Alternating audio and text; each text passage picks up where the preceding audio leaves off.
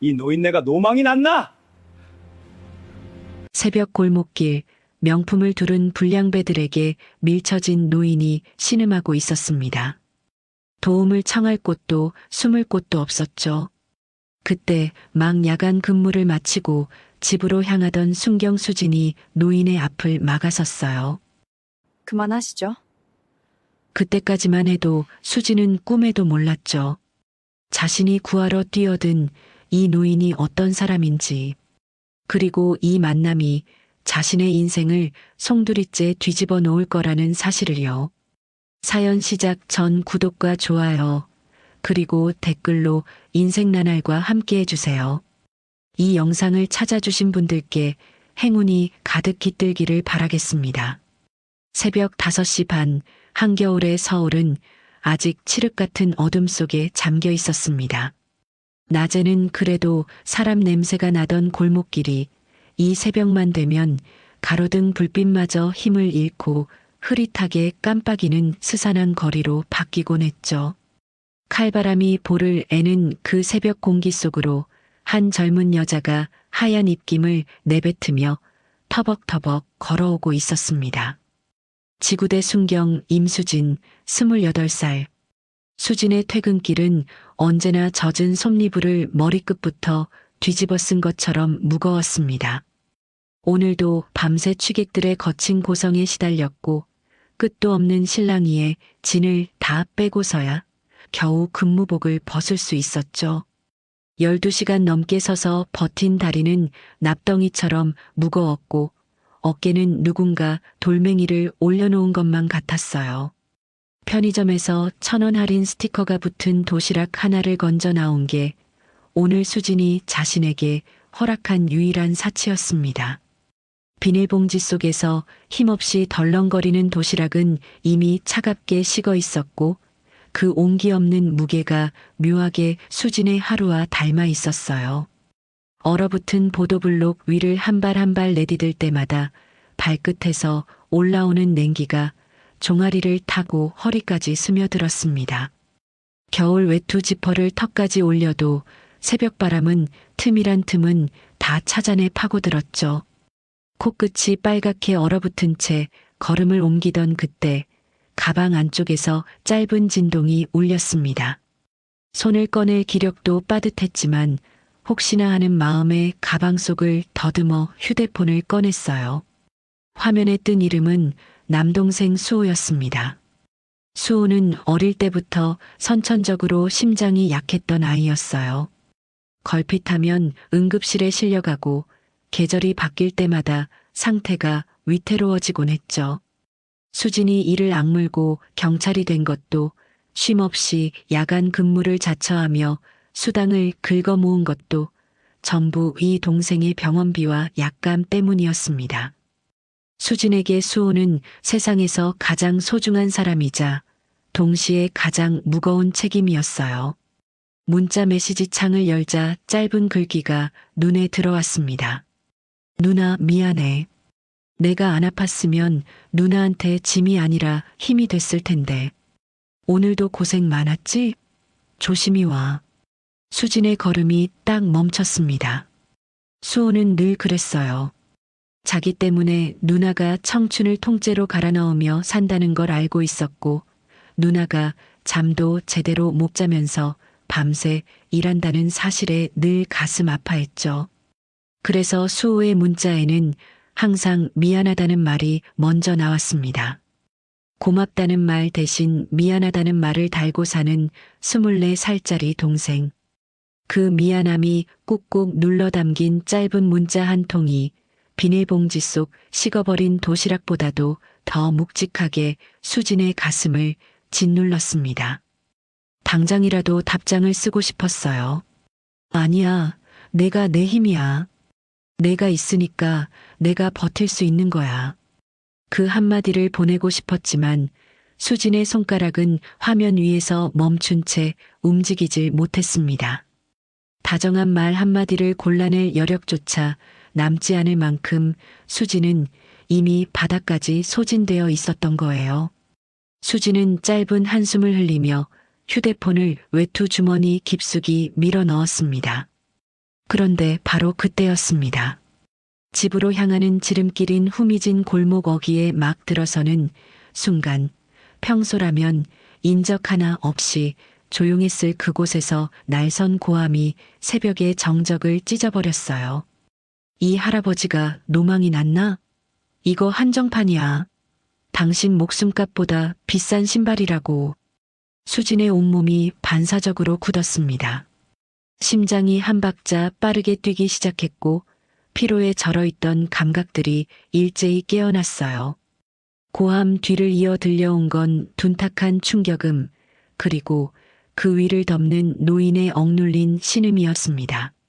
수지는 본능적으로 발걸음을 낮추고 낡은 담벼락 모서리에 몸을 바짝 붙였습니다. 살짝 고개를 내밀어 골목 안쪽을 들여다본 순간 수진의 눈에 들어온 건 이런 광경이었어요.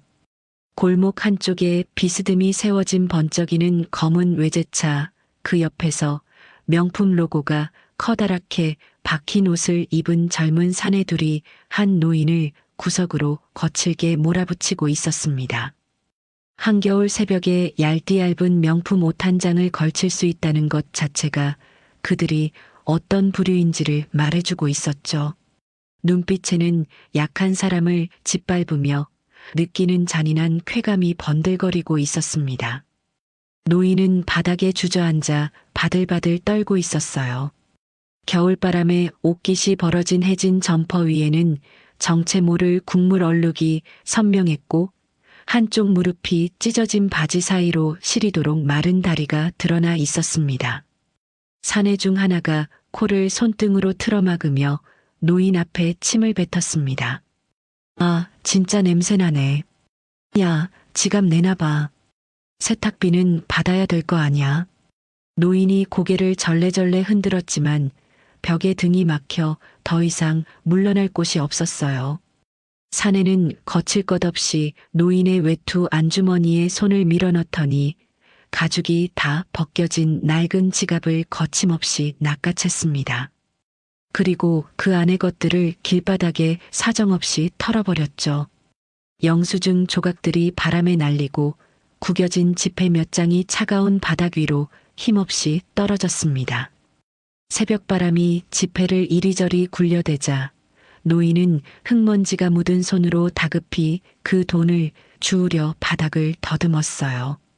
깨진 돋보기 안경이 코끝에서 아슬아슬하게 흔들리는 가운데 노인의 갈라진 손끝이 필사적으로 지폐를 향해 뻗어갔습니다.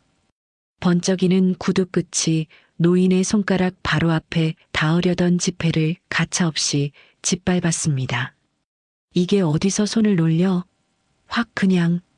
아!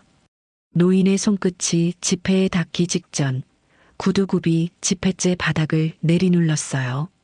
미처 손을 빼지 못한 노인의 손가락 끝이 구두와 바닥 사이에 스쳤고 노인의 입에서 고통스러운 신음이 터져 나왔습니다. 평생을 성실하게 살아온 세월이 고스란히 새겨진 마디 굵은 그 손이 자기 돈을 줍겠다고 뻗었다는 이유만으로 짓밟힌 거예요. 사내는 구두 밑에 지폐를 비벼 으깨듯 발을 돌리며 비열하게 웃었고 다른 사내는 팔짱을 낀 채 구경이라도 하듯 바라보고 있었습니다. 노인의 눈가에 고인 눈물이 얼어붙은 볼을 타고 흘러내렸습니다. 하지만 이 새벽 이 골목을 지나는 사람은 아무도 없었어요. 도움을 청할 곳도 몸을 숨길 곳도 없는 한겨울 새벽의 막다른 골목. 노인에게 이 순간은 세상에서 완전히 버림받은 것과 다를 바 없었을 겁니다. 수지는 담벼락 뒤에서 그 광경을 지켜보며 주먹을 꽉 쥐었습니다. 못 본 척 지나치면 그만인 남의 일이었어요. 이 골목만 빠져나가면 수진의 집까지는 5분 거리. 고개를 돌리고 발걸음을 빨리 하면 아무 일 없던 것처럼 새벽은 지나갈 터였죠. 하지만 노인의 모습이 수진의 눈앞에서 떠나지 않았습니다. 그 순간 수진의 머릿속에서 피로보다 더 강렬한 무언가가 꿈틀거리기 시작했습니다.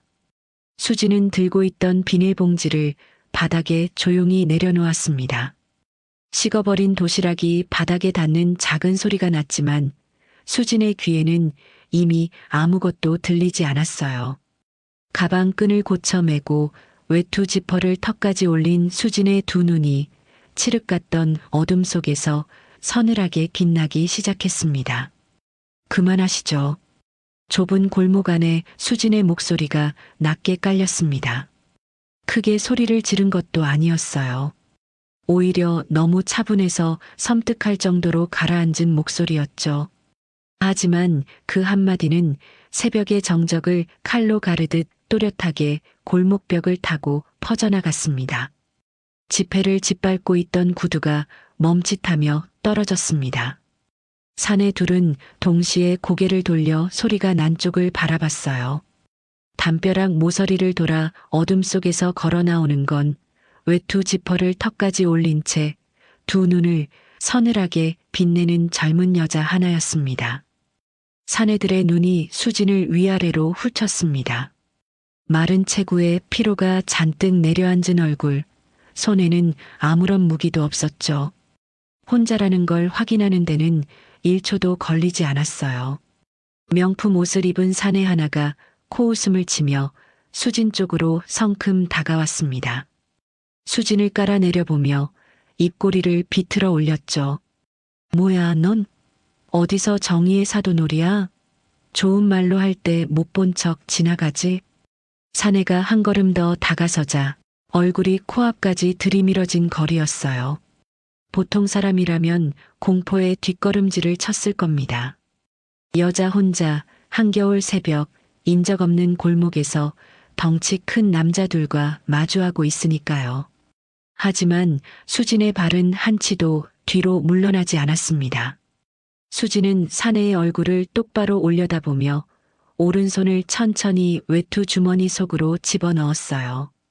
그리고 아주 익숙한 동작으로 휴대폰을 꺼내더니 엄지손가락 하나로 카메라를 켰습니다. 렌즈가 빛을 받아 반짝이는 순간 수진의 손은 흔들림 하나 없이 사내들의 얼굴을 정면으로 조준했어요. 그 상태에서 팔을 천천히 옮겨 골목 입구에 세워둔 외제차의 번호판까지 한 프레임 안에 정확히 담아냈습니다. 지금 이 상황 전부 녹화되고 있습니다. 수진의 목소리에는 떨림이라곤 한 조각도 섞여 있지 않았어요. 마치 지구대에서 매일 밤 취객들을 상대하며 단련된 현장의 감각이 온몸에 새겨져 있는 것처럼 단어 하나하나가 또박또박 단단하게 내뱉어졌습니다. 어르신 지갑 뺏으신 거랑 어르신 돈 짓밟으신 거 다 찍혔거든요. 그 한마디에 사내들의 표정이 처음으로 흔들렸습니다. 아까까지 기세등등하게 노인 위에 군림하던 그 뻔뻔한 얼굴에 예상 못한 변수를 만난 당혹감이 스쳐 지나간 거예요. 두 사내는 본능적으로 서로의 눈치를 살폈습니다. 그 찰나의 동요를 수진은 놓치지 않았어요. 하지만 허세라는 건 쉽게 꺾이지 않는 법이죠. 사내 중 덩치가 더 큰 쪽이 이를 악물며 수진을 향해 팔을 거칠게 휘둘렀습니다. 이게 미쳤나? 그 휴대폰 안 치워? 보통이라면 본능적으로 몸을 움츠렸을 상황이었어요. 하지만 수진은 오히려 한 걸음 더 앞으로 나갔습니다. 사내의 휘두른 팔이 허공을 가르고 지나간 바로 그 자리로 수진이 제 발로 들어선 거예요. 사내의 코앞까지 다가선 수진의 눈빛은 조금 전보다 더 차갑게 가라앉아 있었습니다. 지금 바로 112 신고 버튼 누르겠습니다. 수진의 입에서 나온 그 한 문장이 새벽 공기를 얼어붙게 만들었어요. 경찰 오면 단순 시비가 아닙니다. 두 분이서 어르신 지갑을 빼앗고 돈까지 밟아 뭉갰으니 특수강도의 공동 협박까지 붙을 수 있어요. 감당하시겠어요? 특수강도. 그 단어가 수진의 입에서 튀어나오는 순간 사내들의 눈동자가 사정없이 흔들리기 시작했습니다. 아까까지 노인을 괴롭히며 킥킥거리던 그 거만한 눈빛이 마치 어둠 속에서 불빛을 만난 쥐처럼 갈 곳을 잃고 이리저리 굴러다녔어요. 뒤늦게 사태의 심각성을 깨달은 건지 사내의 입술이 미세하게 떨려왔습니다. 수지는 틈을 주지 않았습니다. 휴대폰 화면을 사내들의 눈앞으로 돌려 신고 화면을 정면으로 보여줬어요. 화면 한가운데 떠있는 초록색 통화 버튼 위에 수진의 엄지손가락이 천천히 올라가 얹혔습니다. 선택하세요. 경찰서 가서 합의금 물고 전과 남기실래요? 아니면 지금 당장 여기서 사라지실래요? 수진의 목소리는 차분했지만 그 안에 담긴 압박은 묵직했어요. 마치 법정에서 선고를 내리는 판사처럼 수진은 사내들에게 딱 두 가지 길만 내밀었습니다. 3초 드립니다. 사내들의 얼굴이 순식간에 굳어졌습니다. 하나. 수진의 엄지가 통화 버튼 위에서 미세하게 움직였어요. 둘. 사내 하나가 먼저 뒷걸음질을 쳤습니다.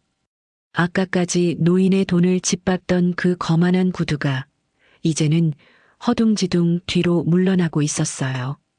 나머지 하나도 동료의 뒤를 따라 슬슬 몸을 돌렸습니다. 아, 재수없어 진짜. 야, 가자. 끝까지 허세를 부리며 욕설을 내뱉었지만 그 목소리에는 이미 기세라곤 남아있지 않았어요. 그런데 물러나면서도 비열한 만큼은 끝까지 버리지 못했습니다.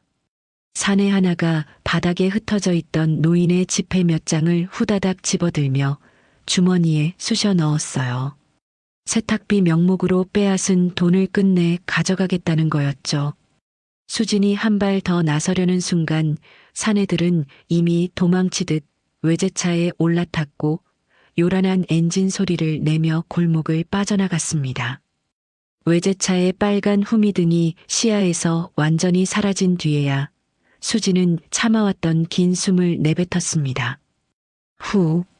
하얀 입김이 겨울 공기 속에 길게 피어올랐어요. 팽팽하게 당겨져 있던 온몸의 긴장이 한꺼번에 풀리자 그제야 손끝이 미세하게 떨리기 시작했습니다. 사실 무섭지 않았다면 거짓말이었어요. 심장은 아직도 가슴팍 안에서 세차게 뛰고 있었고 휴대폰을 쥔 손바닥에는 차가운 땀이 촉촉하게 배어 있었죠. 하지만 수지는 떨리는 손을 주머니 안에 감추며 서둘러 시선을 돌렸습니다. 바닥에 주저앉은 채 고개를 떨구고 있는 노인이 보였어요. 아까 사내들에게 밀려 벽에 부딪혔는지 해진 점퍼의 등 쪽에 시멘트 가루가 하얗게 묻어 있었습니다. 한겨울 새벽 바닥의 냉기가 그대로 올라올 텐데 노인은 일어설 기력조차 없는 듯 그 자리에 웅크리고 앉아 있었죠. 그 주변으로는 바람에 날린 영수증 조각들만 쓸쓸하게 뒹굴고 있었습니다. 수지는 주저없이 노인에게 다가가 무릎을 굽히고 따뜻한 손을 내밀었습니다. 어르신, 괜찮으세요? 이제 다 끝났어요. 저한테 잡고 일어나세요. 노인이 고개를 들었습니다. 겨울바람에 얼어붙은 볼 위로 눈물 자국이 선명했고 공포에 질려있던 눈에 이제야 한 줄기 안도가 스며드는 게 보였어요. 수진의 손을 마주 잡는 노인의 거친 손이 아직도 잔뜩 떨리고 있었습니다. 골목에는 다시 새벽의 고요함이 내려앉았어요. 아까까지 비명과 욕설로 가득하던 그 좁은 공간에 이제는 두 사람의 거친 숨소리만이 하얀 입김이 되어 조용히 피어오르고 있었습니다. 수지는 노인의 마른 팔을 천천히 부축해 일으켜 세웠습니다. 손바닥으로 전해지는 노인의 체온이 너무 미약해서 마치 겨울바람에 흔들리는 마른 나뭇가지를 잡고 있는 것 같았어요. 수지는 노인을 벽 쪽에 조심스럽게 기대어 서게 한 뒤 노인의 상태를 찬찬히 살폈습니다. 점퍼 여기저기에 흙이 묻어 있었고 손가락 끝은 구두에 스쳐 벌겋게 부어올라 있었어요. 다행히 뼈가 부러질 정도는 아닌 것 같았지만 이 한겨울 새벽에 이 정도 봉변을 당한 것만으로도 충분히 심각한 일이었습니다. 수지는 조심스럽게 입을 열었어요. 어르신, 아까 그 사람들이 한 짓, 제 휴대폰에 다 녹화돼 있어요. 얼굴이랑 차 번호판까지 전부 찍혔거든요. 증거는 충분하니까 지금이라도 경찰서에 가서 신고하시겠어요? 제가 같이 가드릴게요. 수진의 말에 노인은 잠시 고개를 숙인 채 아무 말 없이 가만히 서 있었습니다. 이윽고 노인이 천천히 고개를 가로저었어요. 아니요, 괜찮네. 나는 됐어. 노인의 목소리는 담담했지만 그 짧은 한마디 안에는 세상살이에 지칠 대로 지친 사람만이 가질 수 있는 깊은 체념이 묻어 있었습니다. 경찰서에 가봐야 이 늦은 새벽에 얼마나 오래 붙잡혀 있을지 모르고 조사를 받고 조서를 쓰고 하는 그 복잡한 과정을 버틸 기력이 남아있지 않다는 걸 노인의 축 처진 어깨가 말해주고 있었어요. 어쩌면 신고를 해봐야 달라질 게 없다는 걸 오랜 세월 살아오며 몸으로 배운 건지도 모릅니다. 수지는 더 이상 권유하지 못했습니다. 마음 같아서는 당장 같이 가서라도 신고를 해드리고 싶었지만 피해자인 어르신 본인이 원하지 않는 걸 억지로 밀어붙일 수는 없었어요. 수지는 속으로 아까 찍어둔 영상을 꼭 보관해둬야겠다고 다짐하며 일단 발치에 흩어진 물건들부터 챙기기로 했습니다. 바닥 여기저기에 노인의 소지품들이 볼품없이 널브러져 있었어요. 수지는 차가운 시멘트 바닥에 다시 무릎을 꿇고 손으로 하나하나 더듬어 주었습니다. 제일 먼저 잡힌 건 한쪽 다리가 휘어진 낡은 돋보기 안경이었어요. 사내들에게 밀릴 때 떨어진 건지 렌즈 한쪽에 가느다란 금이 가 있었죠. 조금 떨어진 곳에는 빛이 발해서 원래 색을 알 수 없는 손수건이 구겨진 채 바닥에 붙어 있었고 그 옆으로 가죽이 다 벗겨져 안감이 드러난 해진 지갑이 뒹굴고 있었습니다. 수지는 물건들의 흙을 하나하나 털어냈어요. 돋보기 안경 렌즈를 자기 외투 소매로 닫고 손수건은 가지런히 접어놓았습니다. 그리고 마지막으로 지갑을 집어들었죠. 지갑의 흙을 털어내다가 수진의 손이 멈췄습니다. 반쯤 벌어진 지갑 안쪽이 눈에 들어온 거예요. 역시나 그 안은 텅 비어 있었습니다. 단 한 장의 지폐도 남지 않은 빈 지갑. 아까 그 비열한 사내들이 도망치면서까지 바닥에 돈을 싹 쓸어간 거였죠. 세탁비라는 핑계로 빼앗은 노인의 전 재산을 끝내 들고 튄 겁니다. 텅 빈 지갑의 허한 속살이 조금 전 벌어진 횡포를 말없이 증명하고 있었어요. 수지는 표정을 애써 추스르며 지갑의 먼지를 깨끗이 털어 노인에게 건넸습니다. 어르신, 여기요. 그런데 지갑의 돈이. 수지는 더 이상 말을 잇지 못했습니다. 노인은 흙투성이가 된 손으로 지갑을 받아들었어요. 텅 빈 안쪽을 들여다보는 노인의 표정이 잠깐 일그러졌지만 노인은 그 안타까움을 꾹 삼키듯 깊은 한숨만 한번 내쉬고는 나지막이 말했습니다. 고맙네, 아가씨. 정말 고마워. 내가 눈이 어두워 이런 꼴을 보였구먼. 짧은 한마디였지만 그 안에는 수치심과 고마움과 미안함이 뒤섞여 있었어요. 지갑을 가슴 쪽으로 끌어안듯 품에 넣는 노인의 손이 가늘게 떨리는 걸 보며 수지는 한 가지를 직감했습니다. 이 어르신은 지금 집에 돌아갈 교통비조차 없다는 걸요. 이 한겨울 새벽에 몸도 성한 곳이 없는 어르신이 맨몸으로 집까지 걸어가야 한다는 뜻이었습니다. 수진의 오른손이 무의식처럼 자기 바지 주머니 쪽으로 향했어요. 손끝에 닿는 건 꼬깃꼬깃하게 접힌 종이의 감촉이었습니다. 10,000원짜리 지폐 2장. 어제 아침 출근 전에 따로 빼놓은 돈이었어요. 동생 수호가 먹는 심장 영양제가 이번 주 안에 바닥날 예정이라 한숨 자고 일어나 약국에 들러 한 통 사려고 챙겨둔 거였죠. 그 20,000원이 손끝에 닿는 순간 수진의 머릿속은 가혹한 숫자들로 빼곡하게 채워졌습니다. 이 2만 원이면 수호 영양제 한 통을 살 수 있었어요. 아니면 열흘째 밀려있는 통신비에 보탤 수도 있었고 다음 주 수호 정기 검진 때 교통비로 쓸 수도 있었죠. 수진에게 이 돈은 그냥 종이장 2장이 아니었습니다.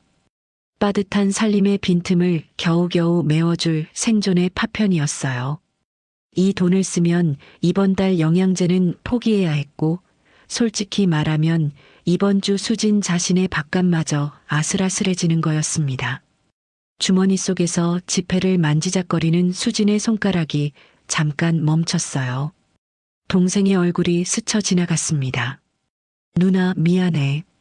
매번 그 말을 입에 달고 사는 수호의 힘없는 미소가 눈앞에 어른거렸죠. 밀린 고지서의 빨간 숫자들도 텅 빈 통장 잔고도 머릿속을 빠르게 스쳐갔습니다. 하지만 바로 그때 옆에 서 있는 노인의 모습이 수진의 시야로 들어왔어요. 깡마른 어깨가 겨울바람에 잔뜩 움츠러들어 있었습니다. 해진 점퍼 틈새로 매서운 바람이 파고드는지 노인의 몸 전체가 쉬지 않고 떨리고 있었어요. 이 한겨울 새벽에 돈도 없이 이 어르신은 대체 어떻게 집까지 돌아간단 말인가요? 그 모습을 본 순간 수진의 머릿속에서 돌아가던 계산기가 딱 멈췄습니다. 동생의 얼굴도 고지서의 숫자들도 잠깐 가슴속 깊은 곳에 묻어두기로 한 거예요. 수진은 주머니에서 꼬깃꼬깃한 10,000원짜리 2장을 꺼냈습니다. 그리고 노인의 거칠고 마른 손바닥 위에 그 지폐를 조용히 올려놓은 뒤 자기 양손으로 그 위를 꼭 감싸 덮었어요. 어르신, 이거 얼마 안 되지만 가져가세요. 날이 많이 늦었어요. 이 돈으로 꼭 택시 타고 들어가세요.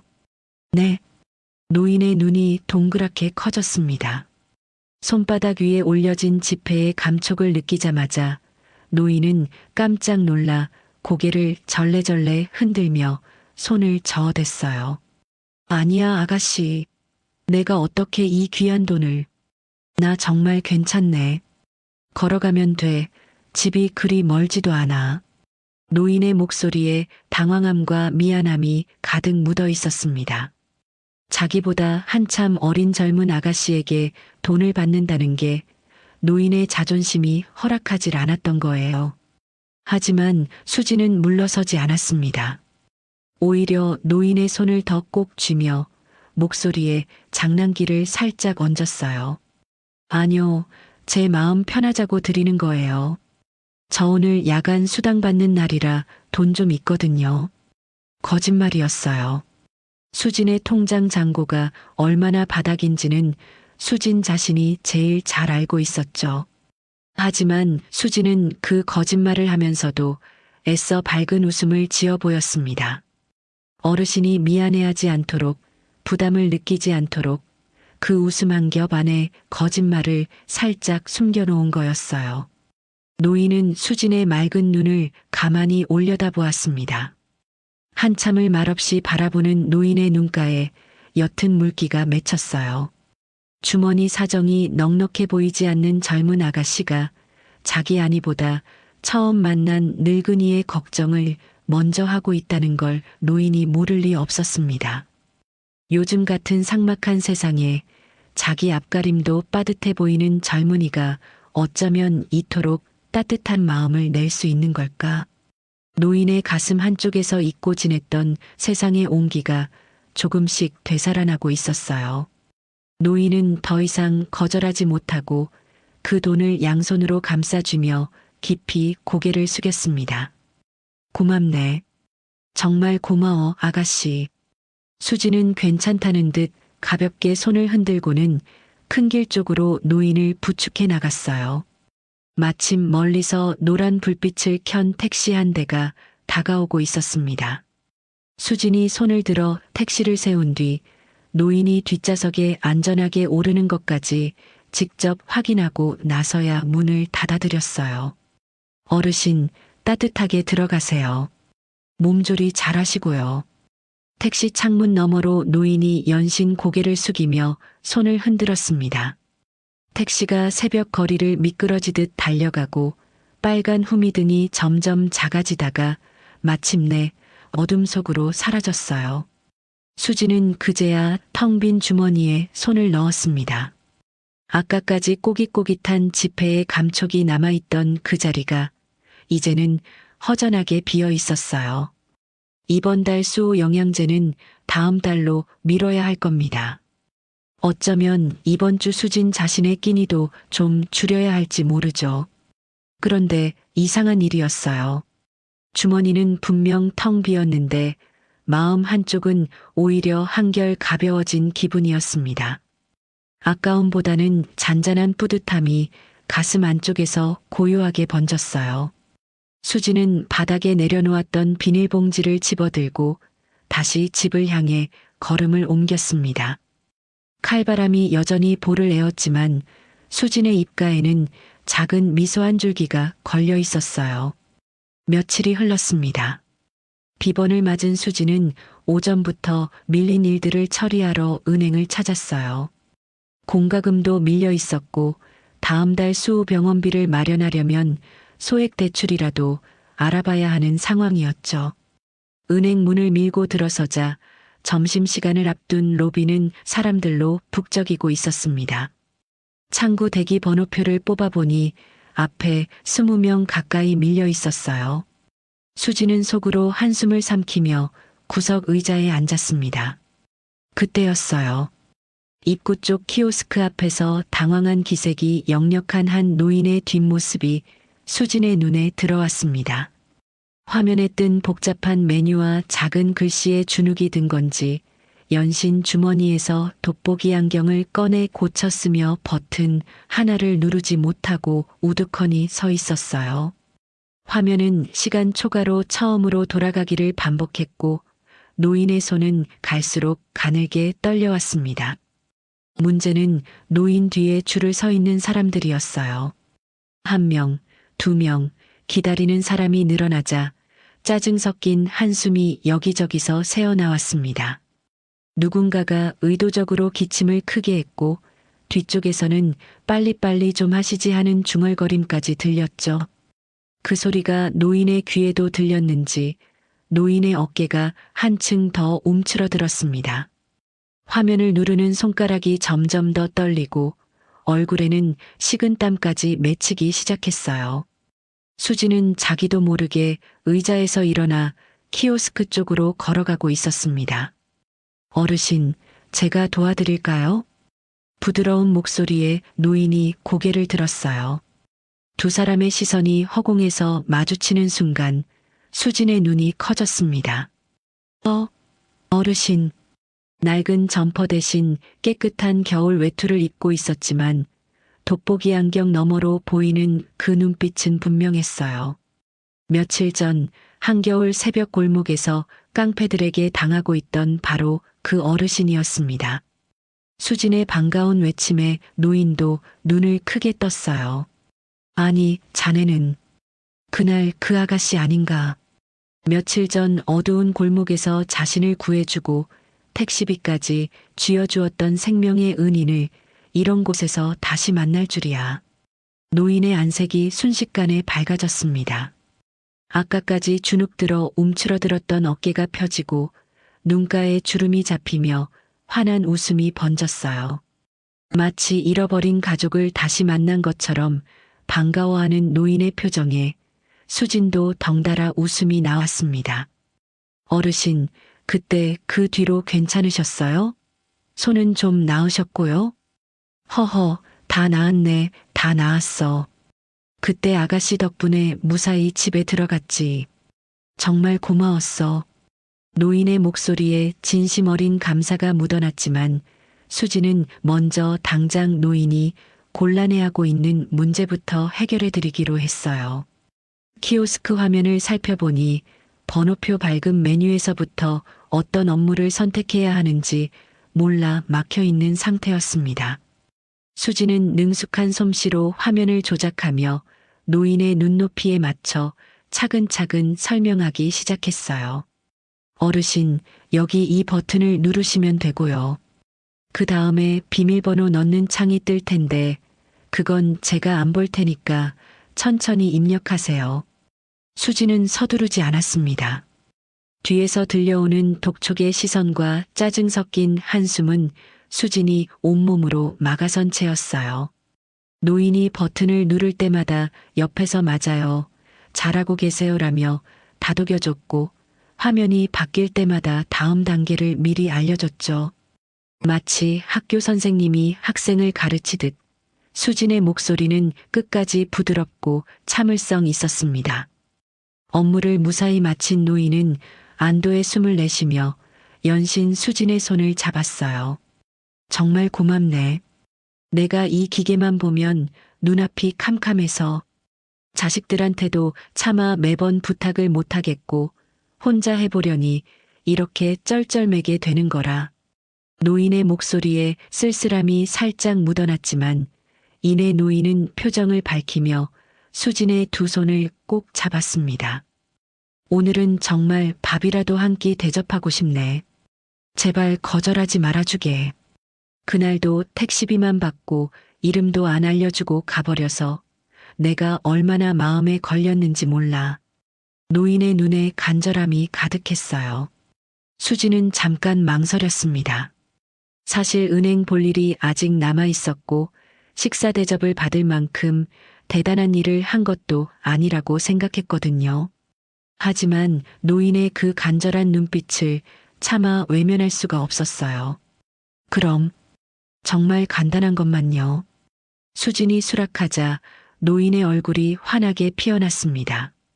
노인은 은행 근처에 있는 깔끔한 한식당을 가리키며 그쪽으로 발걸음을 옮기려 했어요. 하지만 수진은 노인의 낡은 구두와 소박한 차림새를 다시 한번 살폈습니다. 그날 새벽 골목에서 봤던 텅 빈 지갑이 떠올랐어요. 괜히 비싼 데 가자고 하시면 어르신 주머니 사정만 더 힘들어지겠지. 수지는 장난기 어린 웃음을 지으며 은행 앞 길가에 보이는 빨간 포장마차를 손가락으로 가리켰어요. 어르신, 저 사실 아침부터 매콤한 떡볶이가 너무 먹고 싶었거든요. 저기서 같이 드셔주실래요? 제가 제일 좋아하는 집이에요. 수진의 말에 노인은 잠깐 어리둥절한 표정을 지었지만 이내 수진의 속마음을 읽은 듯 조용히 미소를 지었습니다. 근사한 식당 대신 길거리 포장마차를 골라준 이 젊은이의 배려가 노인의 가슴을 또 한 번 따뜻하게 적셨던 거예요. 김이 모락모락 피어오르는 포장마차 안 빨간 플라스틱 의자에 나란히 마주 앉은 두 사람의 모습은 어찌 보면 참 어울리지 않는 조합이었습니다. 해진 외투의 노인과 피로가 짙게 내려앉은 젊은 여자가 떡볶이 접시 하나를 사이에 놓고 마주 앉아 있으니까요. 하지만 두 사람 사이에 흐르는 공기만큼은 포장마차 안의 어떤 테이블보다 따뜻했어요. 수지는 젓가락으로 떡볶이를 어르신의 앞접시에 넉넉히 덜어드렸습니다. 노인은 수진이 골라준 떡볶이 한 점을 입에 넣으며 흐뭇한 미소를 지었어요. 매콤달콤한 떡볶이의 온기가 입안 가득 번지자 며칠 전 새벽 골목의 차가운 기억이 조금씩 녹아내리는 것 같았습니다. 노인은 천천히 젓가락을 내려놓으며 수진을 바라보았어요. 자신을 위해 일부러 저렴한 길거리 음식을 골라준 이 젊은이의 속 깊은 마음씨를 노인이 모를 리 없었습니다. 골목에서 보여준 용기만으로도 대단한데 택시비를 쥐어주던 그 따뜻한 손길, 그리고 오늘 키오스크 앞에서 보여준 끝없는 인내심까지 사람의 마음을 이토록 따뜻하게 쓰는 젊은이가 세상에 있다니. 노인의 눈가에 잔잔한 물결이 일었어요.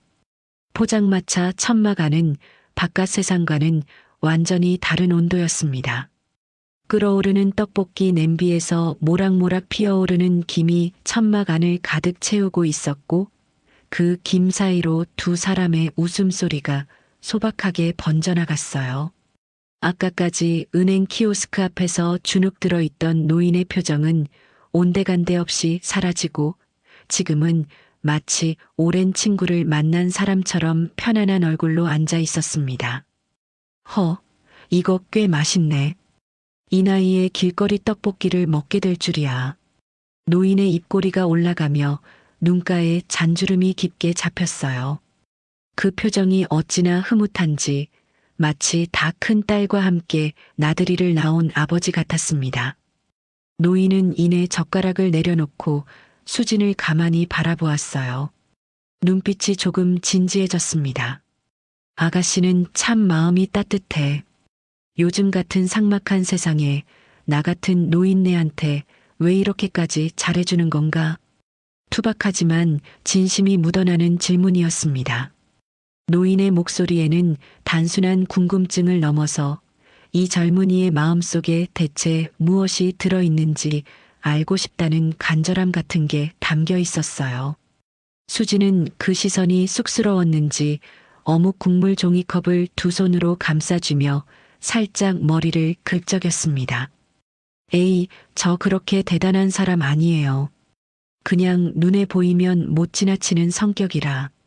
수지는 대수롭지 않다는 듯 웃어 넘기려 했지만 노인은 쉽게 물러서지 않았어요.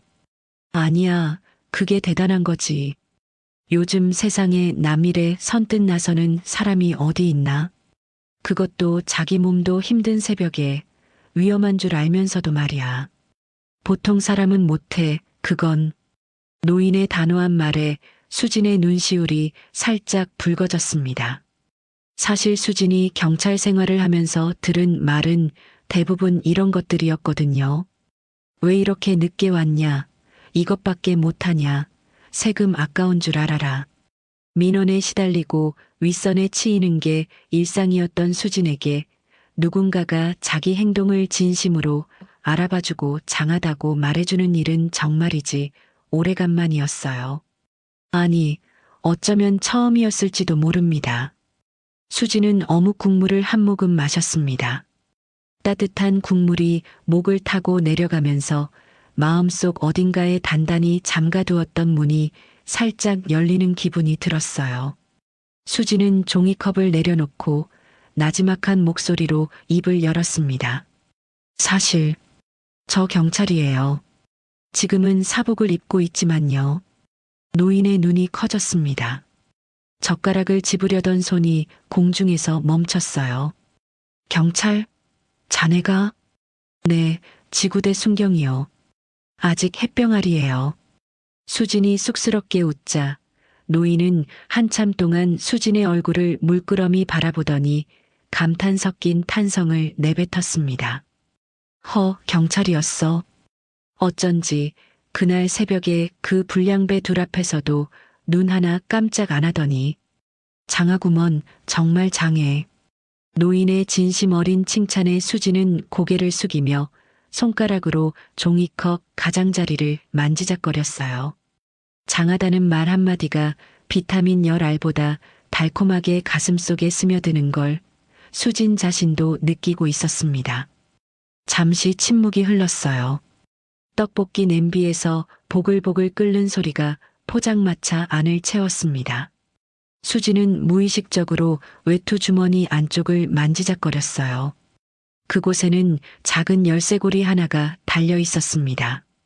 반쯤 닳아서 모양을 알아보기 힘든 경찰 모자 모양의 금속 열쇠고리였죠. 제 아버지가 경찰이셨거든요. 수진의 목소리가 한 톤 낮아졌습니다. 노인은 떡볶이를 집으려던 젓가락을 조용히 내려놓았어요. 어릴 때 아마 제가 7살인가 8살쯤이었을 거예요. 아버지 서랍에서 낡은 수첩을 하나 발견한 적이 있는데 그 수첩 첫 페이지에 정이라는 글자가 아주 크게 적혀 있었어요.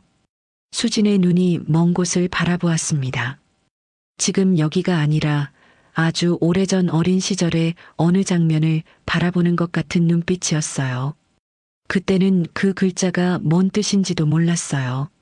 그냥 아빠가 굵직한 글씨로 꾹꾹 눌러 쓴 그 두 글자가 참 예뻐 보였거든요. 나중에 커서 알게 됐죠. 아빠가 왜 그 글자를 수첩 맨 앞에 적어뒀는지.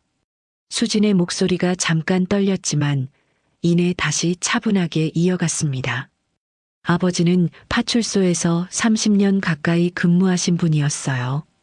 크게 승진하거나 이름을 날린 적은 한 번도 없지만 동네 사람들이 무슨 일만 생기면 우리 아버지를 찾았거든요.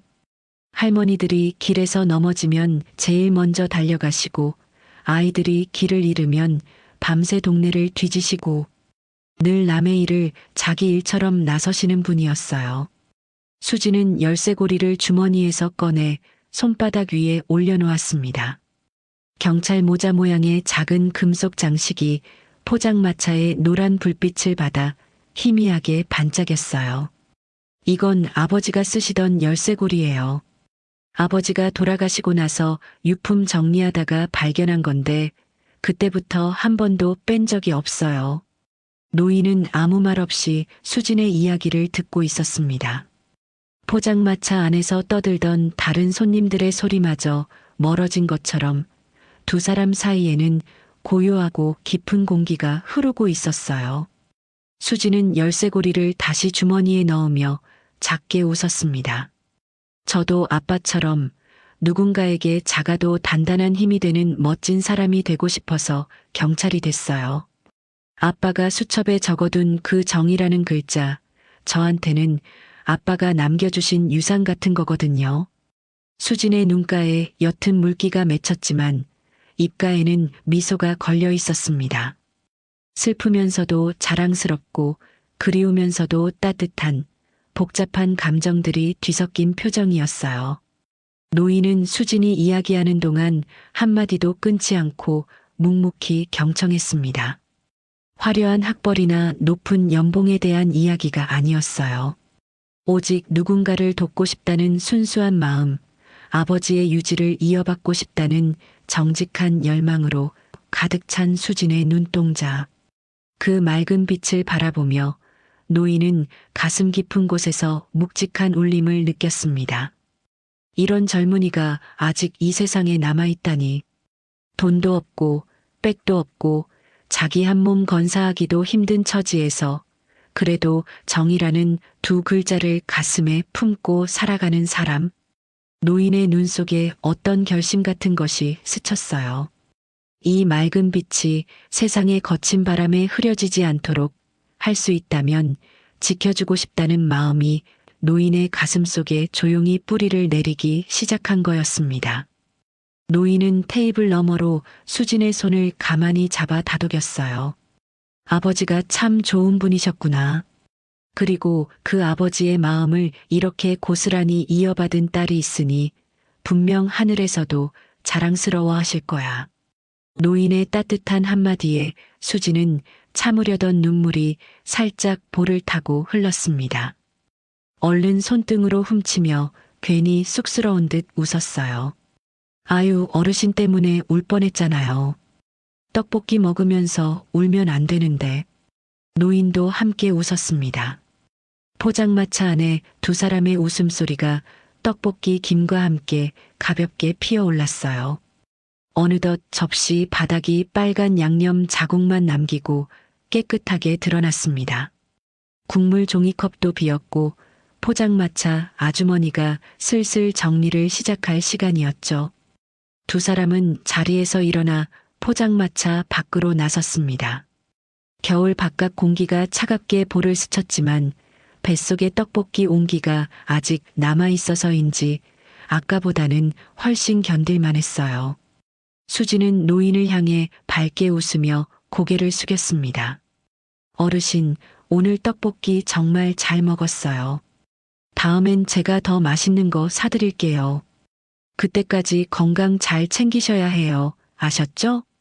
노인은 수진의 밝은 인사에 연신 고개를 끄덕이며 손을 흔들었어요. 그래, 고맙네 수진 아가씨. 우리 꼭 다시 보세. 꼭이야. 수진은 한 번 더 손을 흔들고 돌아섰습니다. 가벼운 발걸음으로 횡단보도를 건너가는 수진의 뒷모습을 바라보며 노인은 한동안 그 자리에 서 있었어요. 겨울바람이 노인의 외투 자락을 흔들었지만 노인은 추위를 느끼지 못하는 것 같았습니다. 수진이라. 임수진. 노인은 멀어지는 수진의 뒷모습을 보며 그녀의 이름을 나지막이 의졸였어요. 빨간 떡볶이처럼 따뜻하고 진한 여운이 노인의 가슴 속에 오래도록 남았습니다. 포장마차의 빨간 천막이 겨울바람에 펄럭이는 가운데 두 사람의 소박하지만 특별한 만남이 조용히 마무리되었습니다. 다음 날 어떤 일이 일어날지는 모르는 채 말이죠. 다음 날 아침이었습니다.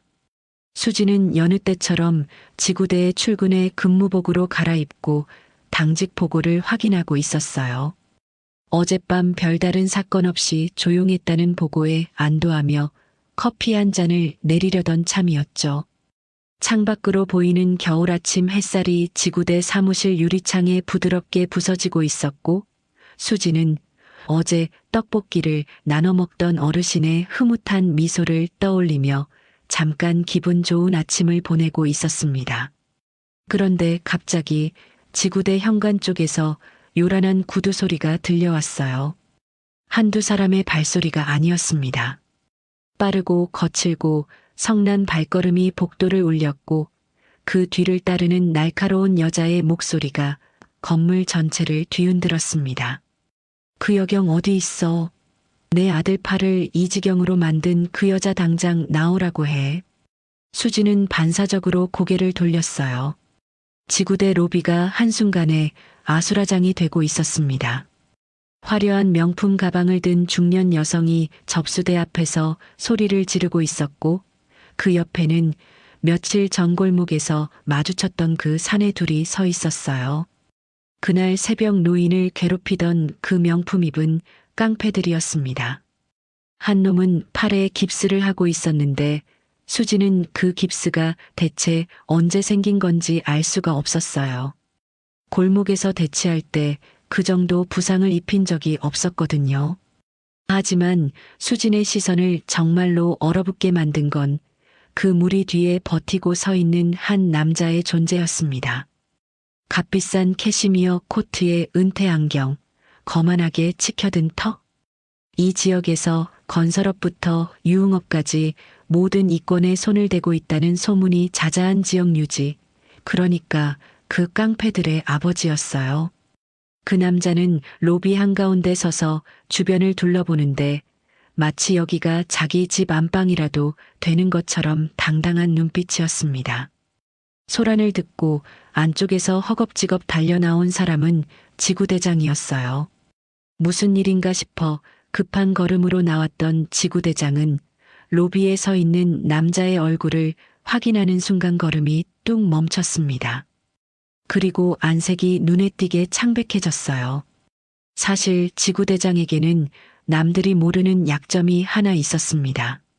몇 년 전 이 지역 유지로부터 상당한 금액의 뇌물을 받은 적이 있었거든요.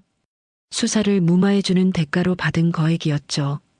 그 이후로 지구대장은 이 남자 앞에서만큼은 고개를 들 수가 없는 처지가 되어 있었습니다. 아이고, 회장님, 이게 무슨 일이십니까? 이렇게 직접 나와주시다니. 지구대장의 목소리가 한 옥타브 높아지며 비굴한 웃음이 얼굴에 번졌어요. 아까까지 당직 근무자들에게 호통을 치던 그 위엄은 온데간데 없이 사라지고 마치 상사 앞에 불려간 말단 사원처럼 허리를 굽히고 있었습니다. 수지는 그 모습을 보며 당혹감을 감출 수가 없었어요.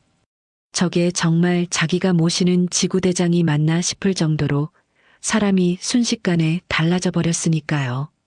그때 깁스를 한 사내가 수진을 손가락으로 가리키며 악을 썼습니다.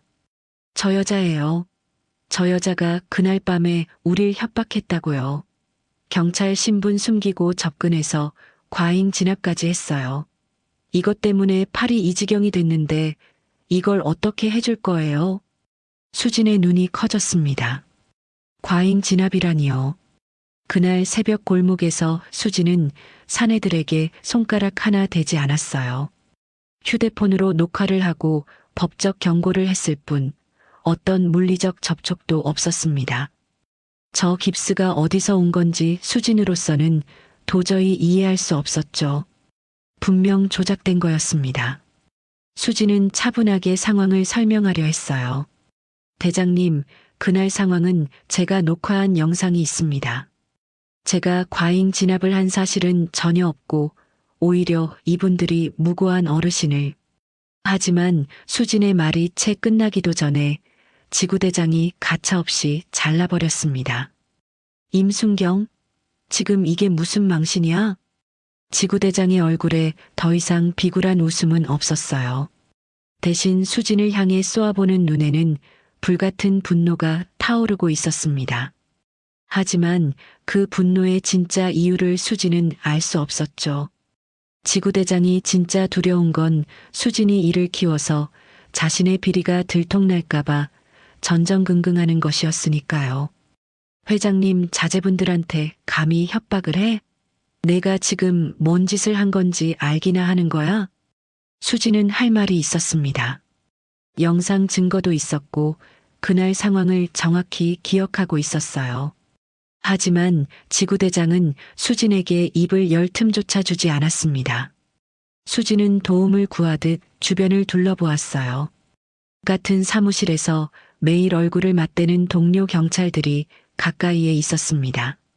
하지만 그들 중 단 한 명도 수진과 눈을 마주치지 않았어요. 누구는 컴퓨터 화면에 시선을 고정했고, 누구는 서류 더미를 뒤적이는 척했으며, 누구는 아예 고개를 돌려 창밖을 바라보고 있었습니다. 지구대장의 눈밖에 나면 자기들도 피해를 볼 게 뻔하니까요. 수진은 지구대 한복판에서 사방이 벽으로 막힌 것처럼 완벽하게 고립되어 있었습니다. 바로 그때 지역 유지가 느릿느릿한 걸음으로 지구대장에게 다가갔어요. 그리고 지구대장의 어깨를 툭툭 치며 마치 오랜 친구에게 말하듯 싸늘하게 내뱉었습니다. 서장님과도 이야기가 다 끝났네. 이런 무법천지 경찰이 우리 동네에 있어서야 되겠나? 적당히 사과하고 옷 벗기는 선에서 마무리하지. 그게 서로 좋은 거 아닌가. 옷을 벗기라는 말은 수진의 제복을 벗기라는 뜻이었습니다. 경찰 측에서 쫓아내라는 뜻이었어요. 지구대장은 마치 그 말을 기다렸다는 듯이 수진을 향해 고함을 질렀습니다. 임순경, 들었어? 내가 일으킨 이 소란, 내가 책임져. 당장 저분들께 사죄하고 사표 쓸 준비나 해. 안 그러면 파면까지 가게 만들 테니까 각오해. 사표? 파면? 그 단어들이 수진의 고막을 때린 순간 수진은 숨이 딱 멈추는 것 같았어요. 수진은 억울함에 입술을 꽉 깨물었습니다. 손톱이 손바닥에 파고들 정도로 주먹을 쥐었지만 떨리는 걸 멈출 수가 없었어요. 어금니를 꽉 다물지 않으면 당장이라도 터져나올 것 같은 울음을 겨우 참아내고 있었습니다. 아버지가 그토록 자랑스러워했던 이 제복. 아버지의 낡은 수첩에 적혀있던 그 정이라는 글자를 가슴에 품고 입게 된 이 옷이 한순간에 수치와 굴욕의 상징이 되어버린 것만 같았어요. 정당하게 당연한 일을 한 것뿐인데 새벽 골목에서 맞고 있는 어르신을 그냥 지나칠 수 없어서 용기를 낸 것뿐인데 그 결과가 파면이라니요. 수지는 멍하니 자신의 어깨에 달린 계급장을 내려다보았습니다. 작고 소박한 순경 계급장이 형광등 불빛 아래서 희미하게 빛나고 있었어요. 수진이 그토록 갖고 싶었던, 그래서 밤잠을 줄여가며 공부해서 얻어낸 그 작은 금속 조각이 지금 이 순간에는 천근만근의 무게로 어깨를 짓누르고 있었습니다. 로비 한쪽에서 깁스를 한 사내가 동료와 눈짓을 주고받으며 비열하게 웃고 있었어요. 그 웃음소리와 지구대장의 호통이 뒤섞여 수진의 귀를 메웠습니다. 동료들은 여전히 시선을 피하고 있었고 수진은 지구대 한복판에서 완전히 혼자였어요. 수진은 아무 말도 하지 못한 채 차가운 현실의 벽 앞에 서 있었습니다. 어제까지만 해도 떡볶이를 나눠 먹으며 아버지의 정의를 이야기했던 그 따뜻한 시간이 마치 다른 세상의 일처럼 아득하게 느껴졌어요. 수진의 눈에서 한 줄기 눈물이 볼을 타고 소리 없이 흘러내렸지만 수진은 그것조차 닦을 겨를이 없었습니다. 지구대장의 폭언과 깡패들의 비열한 웃음을 뒤로하고 수진은 간신히 사무실 구석으로 몸을 피했습니다. 심장이 터질 것 같았어요. 억울함과 분노와 절망이 한꺼번에 밀려왔고 손이 덜덜 떨려서 주머니 속 휴대폰을 꺼내는 것조차 쉽지 않았습니다. 수진은 떨리는 손가락으로 태윤의 번호를 눌렀어요. 신호가 2번 울리자 태윤의 다정한 목소리가 들려왔습니다. 수진아, 왜? 무슨 일이야? 수진은 그 목소리를 듣는 순간 터져나올 것 같은 울음을 간신히 삼키며 짧게 내뱉었어요. 태윤 씨, 이번 주 상견례. 나 못 갈 것 같아. 미안해. 뭐? 갑자기 무슨 소리야? 수진아, 무슨 일 있어? 수진아? 태윤의 다급한 목소리가 수화기를 타고 쏟아졌지만 수진은 더 이상 말을 이을 수가 없었습니다. 한마디라도 더 하면 울음이 터질 것 같았어요. 수진은 태윤의 목소리를 끈 듯 통화 종료 버튼을 눌렀습니다. 그 뒤로 태윤에게서 전화가 3번, 4번 울렸지만 수진은 한 번도 받지 않았어요. 받으면 마음이 흔들릴 테니까요. 수진은 휴대폰을 무음으로 바꾸고 주머니 깊숙이 밀어 넣었습니다. 얼마 뒤 수진은 경찰서 현관문을 밀고 밖으로 나왔어요. 한 발짝 내딛는 순간 예고도 없이 하늘에서 차가운 빗줄기가 쏟아져 내렸습니다. 겨울비였어요. 눈도 아니고 비가, 그것도 소나기처럼 굵은 빗방울이 아스팔트를 두들기며 쏟아지고 있었죠. 우산은 사물함 안에 두고 왔지만 수진은 돌아가서 가져올 생각조차 하지 못했어요. 아니, 하지 않았다는 게 맞을 겁니다. 방금 전 그 사무실 안에서 벌어진 일들이 머릿속에서 돌고 또 돌아 다른 건 아무것도 생각할 수가 없었으니까요. 차가운 빗물이 머리카락을 타고 이마를 적시고 목덜미를 지나 등줄기까지 스며들었습니다. 근무복 위에 걸친 얇은 외투는 순식간에 물을 먹어 무겁게 늘어졌어요. 수진은 멈추지 않았습니다. 멈추면 주저앉을 것 같았거든요. 수진은 길 한복판에서 멈춰섰습니다. 빗줄기가 얼굴을 때렸지만 눈을 감지 않았어요. 하늘을 올려다봤습니다. 잿빛 구름 사이로 쏟아지는 겨울비가 수진의 시야를 가득 채웠고 그 사이로 아버지의 얼굴이 어렴풋이 떠올랐다가 빗물에 씻기듯 사라졌어요. 수진아. 멀리서 누군가 수진의 이름을 부르는 소리가 빗소리를 뚫고 들려왔습니다. 처음에는 환청인가 싶었어요. 하지만 소리는 점점 가까워졌고 뒤이어 빗속을 뚫고 달려오는 발소리가 쫓아왔습니다. 태윤이었습니다. 커다란 검은 우산을 한 손에 들고 다른 손으로는 외투 자락을 움켜쥔 채 전력으로 달려오고 있었어요. 수진의 전화를 받고 불안한 마음에 바로 차를 몰고 지구대 근처까지 온 거였습니다. 수진 앞에 도착한 태윤은 숨을 몰아쉬며 우산을 수진 쪽으로 기울였어요. 빗물이 태윤의 한쪽 어깨를 적시기 시작했지만 태윤은 신경 쓰지 않았습니다. 젖은 수진의 어깨를 양손으로 감싸 안으며 다급하게 물었어요. 수진아, 왜 비를 다 맞고 있어? 전화도 안 받고. 대체 무슨 일이야? 얼굴이 왜 이래? 태윤의 걱정스러운 목소리가 귓가에 닿는 순간 수진의 눈 안쪽에서 뜨거운 것이 차올랐어요. 참아왔던 눈물이 터져 나올 것 같았습니다. 하지만 수진은 울지 않았어요. 울 수 없었습니다. 울면 마음이 약해질 테고 마음이 약해지면 지금 해야 할 말을 하지 못할 테니까요. 수진은 오히려 태윤의 손을 차갑게 뿌리쳤습니다. 태윤 씨, 우리 결혼 다시 생각해요. 태윤의 표정이 굳었습니다. 우산을 쥔 손이 미세하게 떨렸어요. 뭐, 갑자기 무슨 소리야? 이번 주 상견례도 취소해줘요. 수진의 목소리는 단호했지만 그 단호함 뒤에 숨겨진 떨림을 태윤은 놓치지 않았어요. 수진은 태윤의 얼굴을 차마 바라보지 못한 채 시선을 바닥에 고정했습니다. 빗물에 젖은 아스팔트 위로 수진의 신발 끝에서 물이 흘러내리고 있었어요. 나 경찰 잘릴지도 몰라요. 수진의 입에서 터져나온 첫 마디가 그것이었습니다. 오늘 지구대에서 사표 쓰라는 소리 들었어요. 아니, 파면까지 갈 수 있다고 했어요. 제가 잘못한 것도 아닌데 억울한 일을 당해도 힘이 없으니까 그냥 당하고 있어야 하는 게 내 처지예요. 수지는 주먹을 꽉 쥐며 말을 이어갔어요. 빗물인지 눈물인지 모를 액체가 뺨을 타고 흘러내렸지만 수지는 닥지 않았습니다. 나 하나 건사하기도 힘들어요. 통장에 돈은 없고 매달 동생 병원비에 약값에 허덕이고 빚은 줄어들 생각을 안 하고 아픈 동생까지 있는데 이런 내가 태윤 씨 곁에 있으면 태윤 씨 인생까지 망칠 거예요.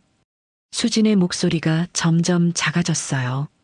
마지막 문장은 거의 중얼거림에 가까웠습니다.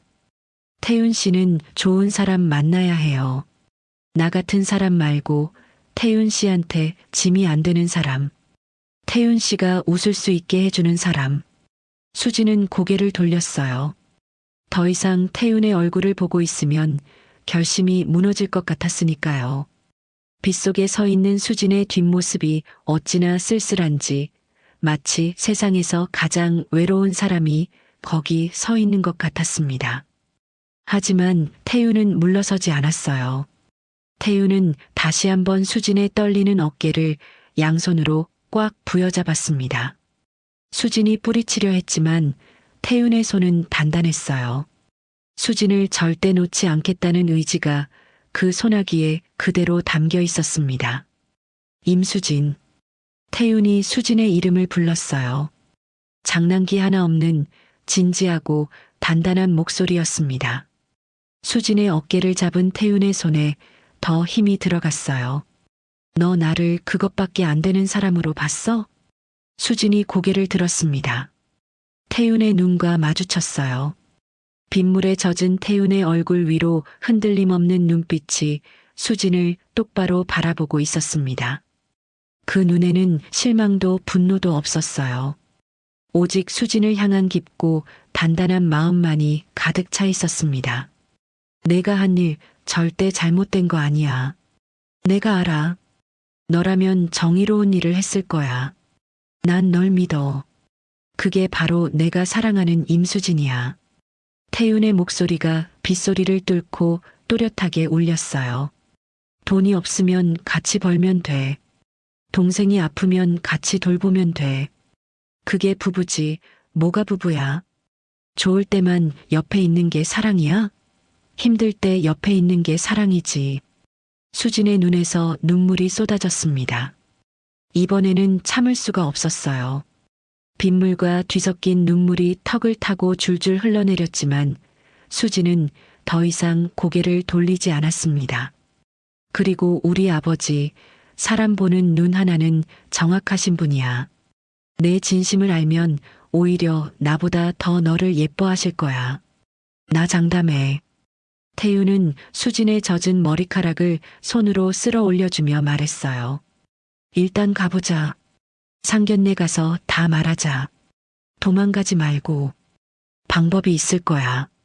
아니, 내가 방법을 만들 거야. 알았지? 태윤의 흔들림 없는 눈빛에 수진의 마음이 흔들렸습니다. 하지만 현실의 벽은 여전히 높았어요. 파면 위기의 경찰, 빚에 쪼들리는 가장, 아픈 동생을 돌봐야 하는 누나. 이 모든 무게를 안고 상견례 자리에 나가는 게 과연 옳은 일인지 수지는 아직 확신이 서지 않았습니다. 그래도 태윤의 손은 따뜻했어요. 빗물에 젖어 차가워진 수진의 어깨를 감싸고 있는 그 손에서 체온 이상의 온기가 전해져 왔습니다. 결국 수진은 고개를 끄덕였어요. 아주 작게, 거의 알아차릴 수 없을 정도로. 태윤은 그 작은 고갯짓 하나에 안도의 숨을 내쉬며 수진의 어깨 위로 우산을 더 깊이 기울였습니다. 두 사람은 빗속을 나란히 걸었어요. 태윤의 우산 아래서도 수진의 마음은 여전히 폭우가 쏟아지고 있었지만 적어도 물리적으로는 더 이상 비에 젖지 않았습니다. 태윤과 헤어지고 집에 돌아온 수진은 젖은 옷을 벗어 세탁기에 넣고 뜨거운 물로 샤워를 했어요. 하지만 아무리 뜨거운 물을 틀어도 마음속까지 파고든 한기는 녹지 않았습니다. 수건으로 머리를 말리며 거울 앞에 섰을 때 거울 속 자신의 얼굴이 눈에 들어왔어요. 빗물에 씻긴 화장기 없는 얼굴, 충혈된 눈, 생기라곤 찾아볼 수 없는 창백한 안색. 수지는 서랍에서 단 하나뿐인 원피스를 꺼내 옷걸이에 걸어두고 한참 동안 그 옷을 바라봤습니다. 태윤의 말이 떠올랐어요. 방법이 있을 거라고, 내가 방법을 만들겠다고. 그 말이 얼마나 고맙고 따뜻했는지 수진도 잘 알고 있었습니다. 하지만 고마움과 현실은 다른 문제였어요. 태윤이 아무리 방법을 찾겠다고 해도 수진의 파면을 막을 수 있는 건 태윤이 아니었습니다. 지구대장과 지역 유지가 손을 잡고 밀어붙이는 걸 평범한 회사원인 태윤이 어떻게 막을 수 있겠어요. 그리고 설령 파면을 면한다 해도 돈 문제는 여전했습니다. 동생 병원비, 밀린 공과금, 쌓여가는 빚. 태윤의 사랑이 아무리 깊어도 이 짐들까지 함께 짊어지라고 하는 건 사랑이 아니라 이기심이라고 수진은 생각했어요. 무엇보다 수진의 마음을 가장 무겁게 짓누르는 건 태윤의 부모님이었습니다. 아직 한 번도 만난 적 없는 분들이었어요. 아들의 상견례 상대가 파면 위기의 가난한 순경이라는 걸 알면 어떤 부모가 반가워하겠어요. 빚더미에 앉아있고 아픈 동생까지 달린 며느리를 두 팔 벌려 환영할 부모가 세상에 어디 있겠어요. 태윤은 부모님이 이해해 주실 거라고 했지만 그건 아들이니까 할 수 있는 말이지 현실은 다를 거라고 수지는 생각했습니다. 차라리 상견례 자리에서 모든 걸 솔직하게 말씀드리자. 숨기지 말고 꾸미지 말고 있는 그대로의 내 처지를 다 보여드리자. 그러면 부모님 쪽에서 먼저 이 결혼을 말리실 거야. 그게 태윤 씨를 위해서도 태윤 씨 가족을 위해서도 가장 깨끗한 방법이야. 수지는 그렇게 생각을 정리했어요. 태윤 앞에서는 끄덕였지만 속으로는 이미 결론을 내린 거였습니다. 상견례 자리에서 다 털어놓고 깨끗하게 물러나자. 그게 내가 태윤 씨에게 줄 수 있는 마지막 예의야. 수지는 거울 속 자신에게 속삭이듯 중얼거렸어요. 상견례까지만 버티자. 깊은 한숨이 조용한 방 안에 길게 퍼졌습니다. 상견례 당일이 밝았습니다. 며칠 전 빗속에서 태윤에게 결혼을 다시 생각하자고 말했던 그날 이후로 수지는 단 하루도 편히 잠들지 못했어요. 밤마다 천장을 바라보며 같은 생각을 되풀이했죠. 가겠다고 약속은 했지만 정말 가는 게 맞는 건지, 태윤을 놓아주는 게 맞는 건지, 결론은 매번 같았어요. 오늘 다 말씀드리고 물러나자. 그 결심을 가슴에 꾹꾹 눌러 담고서 수지는 집을 나섰어요. 하지만 다잡았던 마음이 무색하게 상견례 장소인 호텔 로비에 발을 들이는 순간 수지는 숨이 턱 막혔습니다. 천장에서 쏟아지는 샹들리에 불빛이 대리석 바닥에 반사되어 눈이 부셨고 은은한 클래식 음악이 로비를 가득 채우고 있었어요. 입구에 서 있는 호텔 직원의 정중한 인사가 오히려 수진을 더 위축되게 만들었습니다. 이런 곳에 자기가 서 있다는 것 자체가 어울리지 않는 일처럼 느껴졌거든요. 태윤이 수진의 손을 잡고 복도를 걸었습니다. 긴 복도 양쪽으로 늘어선 고급 액자들과 부드러운 조명이 끝없이 이어졌어요. 수진에게 그 복도는 마치 끝이 보이지 않는 터널 같았습니다. 걸으면 걸을수록 가슴이 조여왔고 손에 쥔 가방 끈이 땀으로 축축해졌어요. 수진은 속으로 몇 번이고 같은 말을 되뇌었습니다. 오늘만 버티자. 오늘 다 말씀드리고 태윤 씨를 놓아주자. 그게 내가 줄 수 있는 마지막 예의야. 수진은 그 결심을 가슴에 단단히 묶어두며 한 발 한 발 무거운 걸음을 옮겼어요. 태윤이 룸 앞에서 멈췄습니다. 묵직한 나무 문 앞에 서자 안쪽에서 낮은 대화 소리가 새어나왔어요.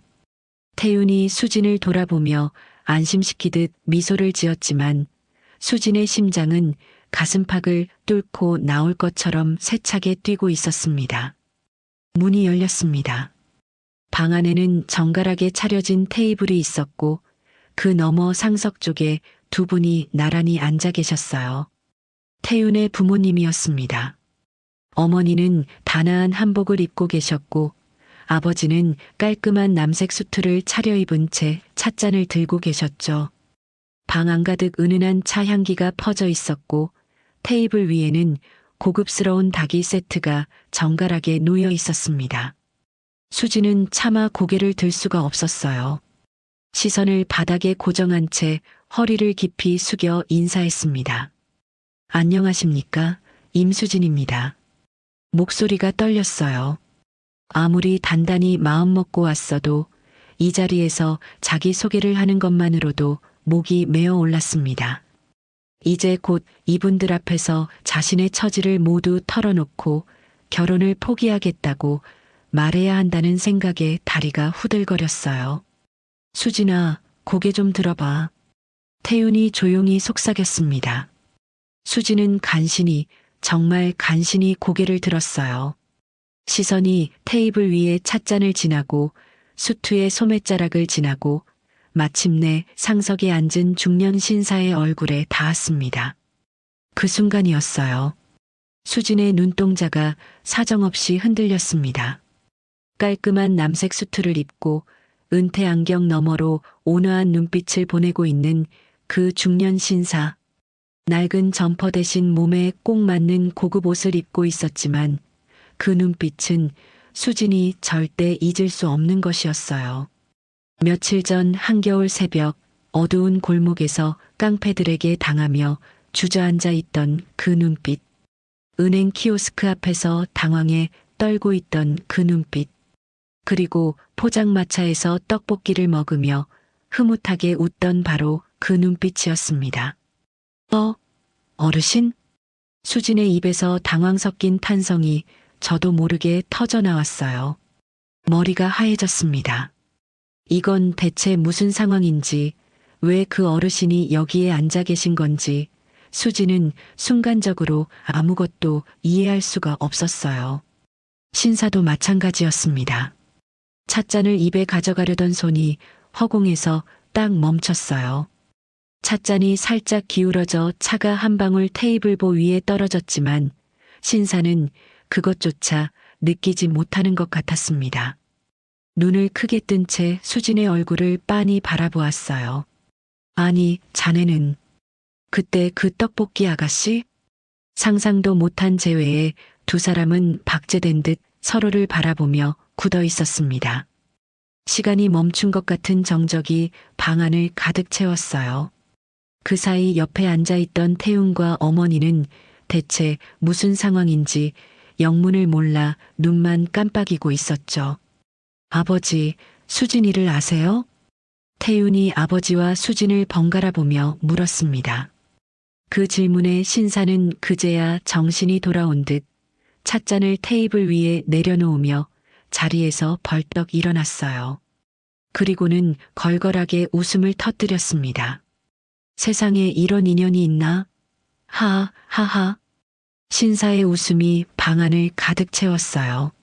아까까지 정갈하고 조용하던 상견례 분위기가 순식간에 뒤집어졌습니다. 신사는 테이블을 돌아 수진 쪽으로 다가오며 두 손을 활짝 벌렸어요. 이 아가씨가 바로 내가 말했던 그날 새벽에 내 목숨을 구해주고 택시비까지 쥐어준 그 은인이라네. 태윤아, 내가 데려온 여자가 바로 이 아가씨야. 태윤의 눈이 커졌습니다. 어머니도 놀란 표정으로 입에 손을 가져다 댔어요. 아버님이 말씀하시던 그분이 수진이었어요? 그렇다니까. 골목에서 불량배들한테 당하고 있던 나를 구해준 것도, 은행에서 기계 앞에 쩔쩔매는 나를 도와준 것도 전부 이 아가씨야. 세상에 떡볶이까지 같이 먹었다니까. 신사의 흥분한 목소리에 태우는 믿기 어렵다는 표정으로 수진을 바라보았어요. 수진은 아직도 멍한 표정으로 서 있었습니다. 현실감이 없었어요.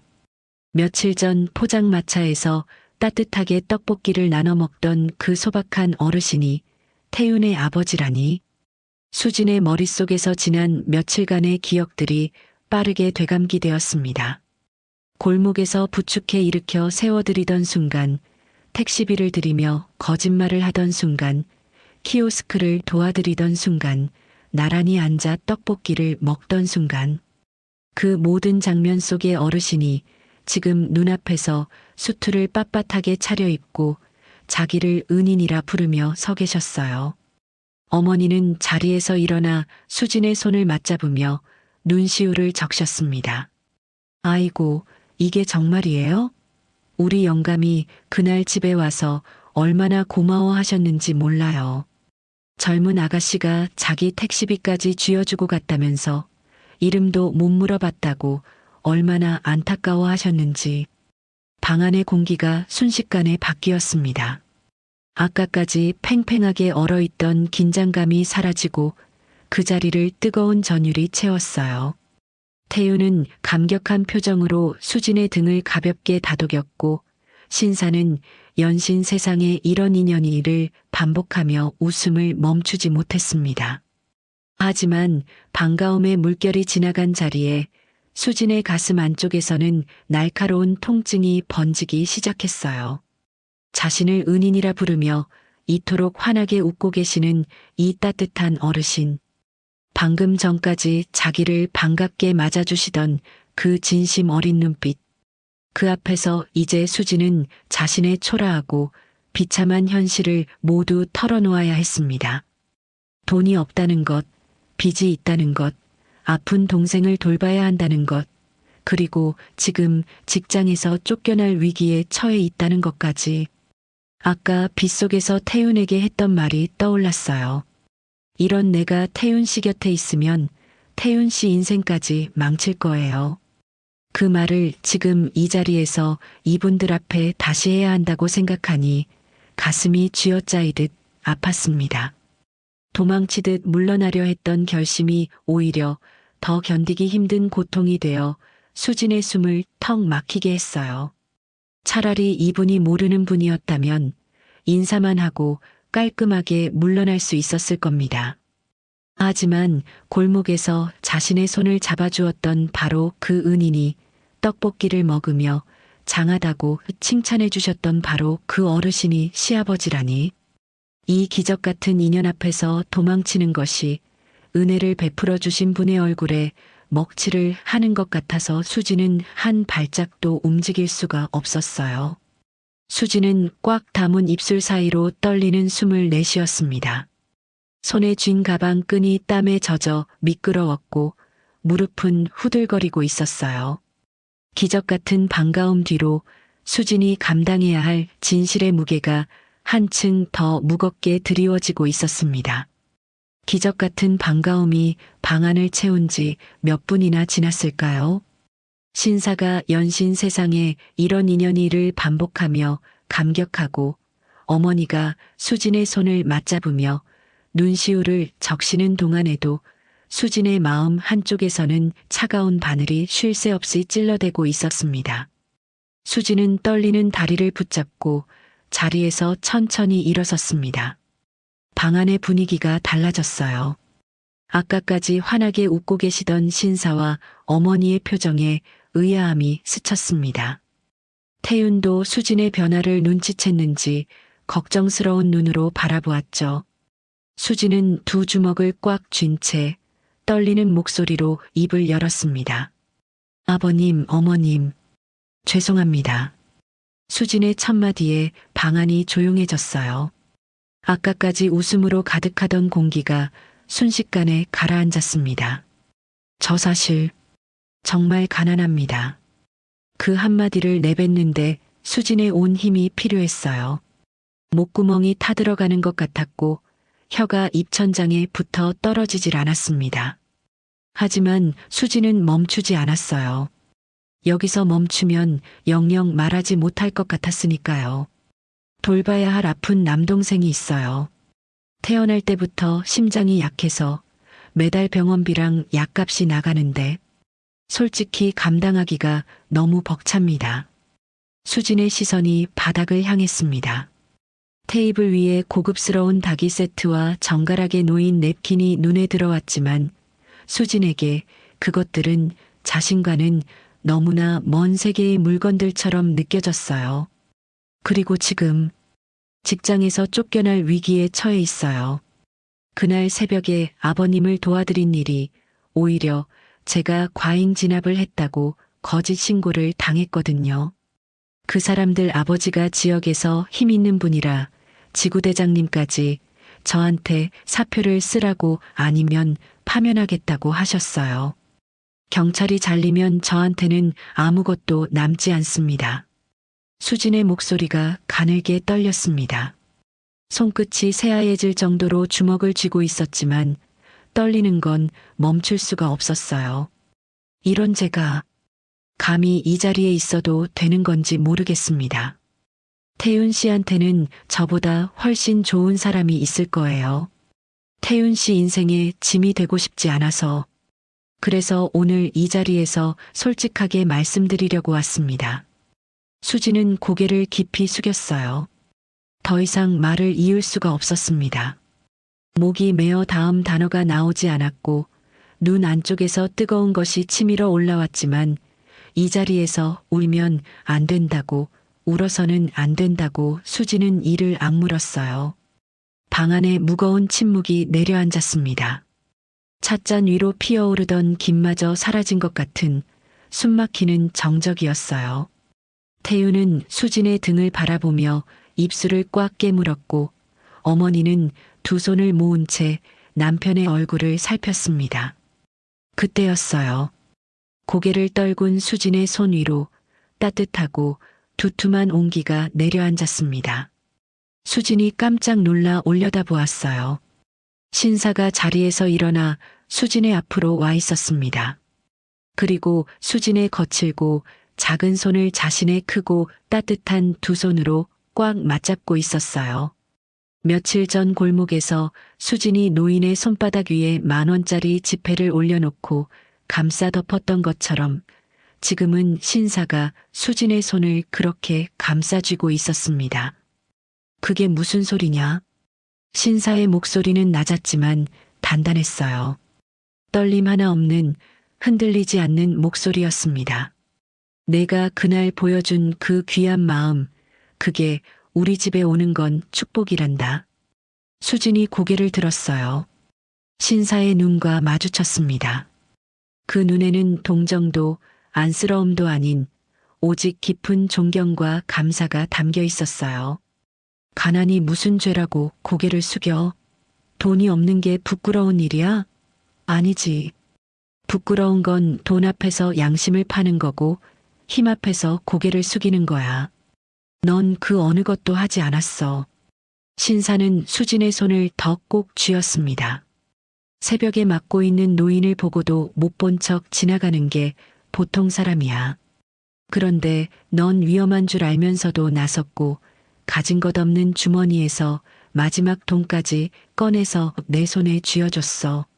너 같은 아이가 내 며느리가 된다니 내가 오히려 영광이구나.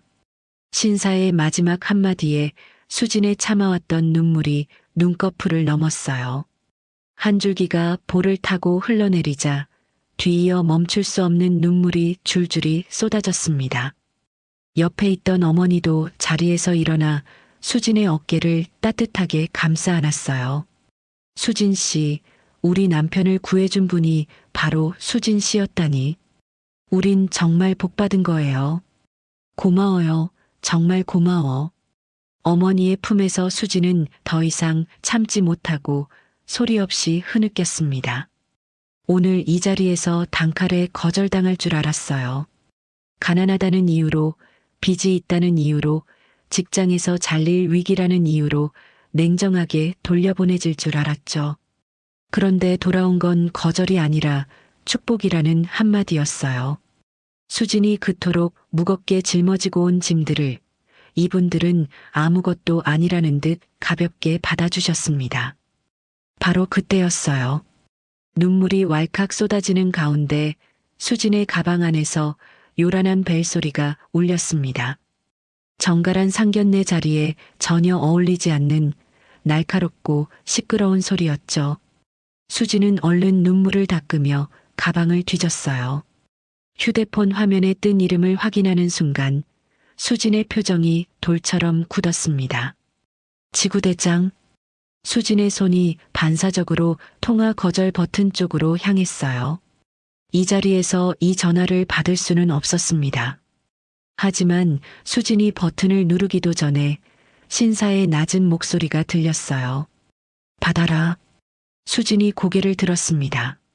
신사의 얼굴에서 아까까지의 따뜻한 미소가 사라져 있었어요. 대신 그 자리를 채운 건 포장마차에서도 골목에서도 한 번도 본 적 없는 서슬 퍼런 눈빛이었습니다.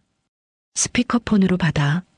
신사의 목소리는 조용했지만 그 안에 담긴 무게감은 방 안의 공기를 통째로 눌러버릴 것 같았어요.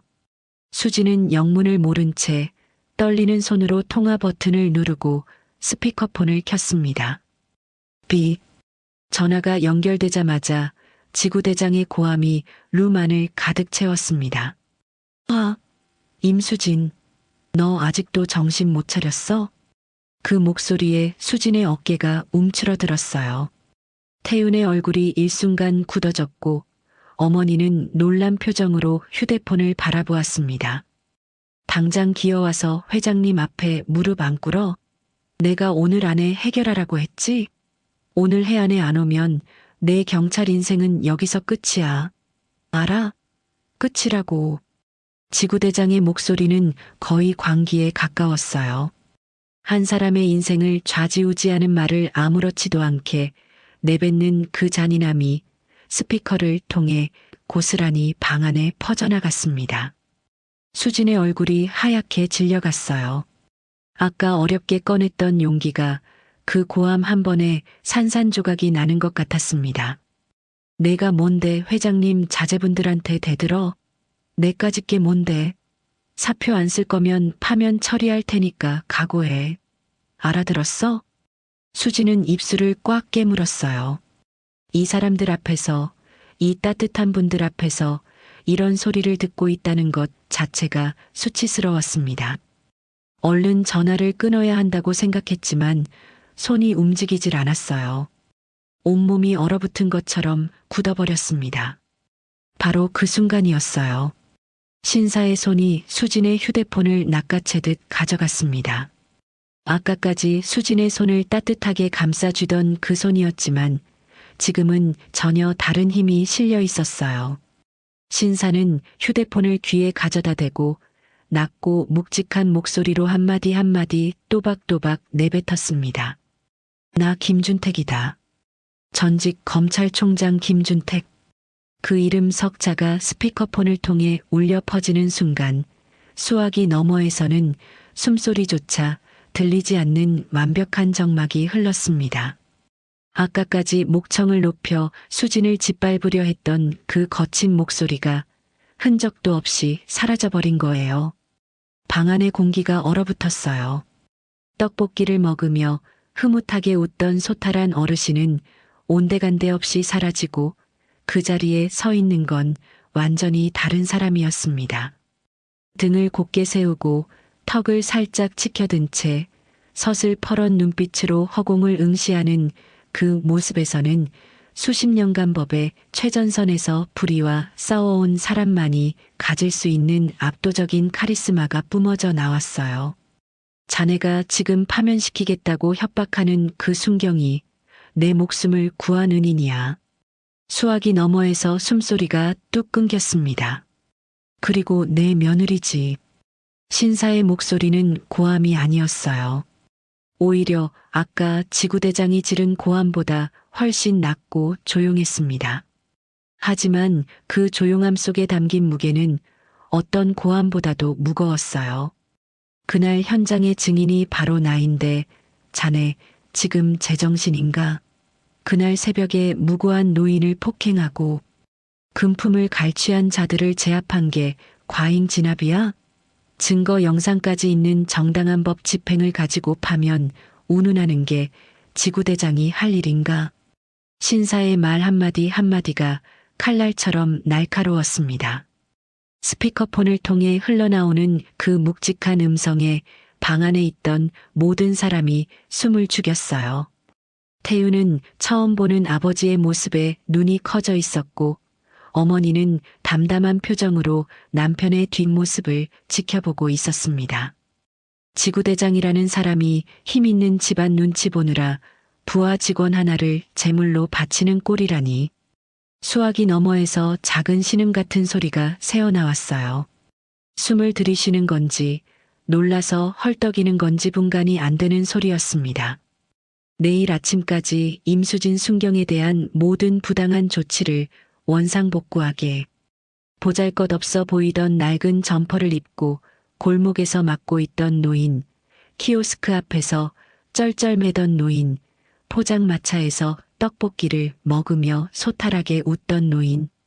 그 노인이 사실은 대한민국 법조계를 호령하던 거물이었다는 사실이 이 순간 비로소 세상에 드러난 것이었습니다. 수화기 너머의 침묵이 길어졌어요. 한참 뒤에야 지구대장의 목소리가 다시 들렸는데 아까와는 전혀 다른 사람 같았습니다. 광기 어린 고함은 온데간데 없이 사라지고 그 자리를 채운 건 공포에 질려 벌벌 떠는 가느다란 목소리였어요. 김준택 검찰총장님이 그게 준택은 지구대장의 더듬거림에 대꾸하지 않았습니다. 대신 마지막 한마디를 싸늘하게 내려놓았어요. 안 그러면 내가 직접 움직이겠네. 준택은 통화를 끊고 휴대폰을 테이블 위에 조용히 내려놓았습니다.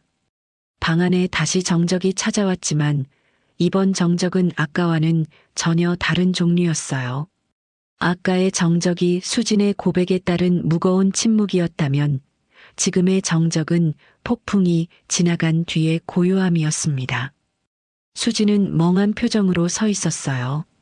방금 무슨 일이 벌어진 건지 머리로는 이해가 되는데 마음이 따라가지 못했습니다.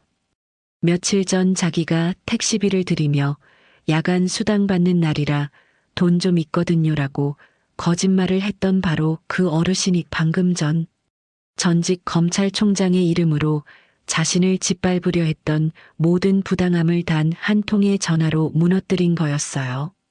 수진의 무릎에서 힘이 빠지려는 순간 태윤이 얼른 수진의 팔을 잡아 부축했습니다. 그리고 준택이 다시 수진 앞으로 와서 아까처럼 따뜻한 미소를 지으며 수진의 손을 잡았어요. 서슬 퍼런 칼날 같던 눈빛은 이미 사라지고 다시 포장마차에서 떡볶이를 먹으며 웃던 소탈한 어르신의 눈빛이 돌아와 있었습니다. 걱정 마라, 수진아. 이제 다 괜찮을 거다. 수진을 옥죄던 부당한 권력의 사슬이 단 한마디에 무너져 내린 순간이었습니다. 그날 이후 상황은 순식간에 역전되었습니다. 법조계에 살아있는 전설이라 불리는 전직 검찰총장 김준택이 직접 목격자로 나서자 그동안 어둠 속에 숨어있던 것들이 하나둘빛 아래로 끌려 나왔어요.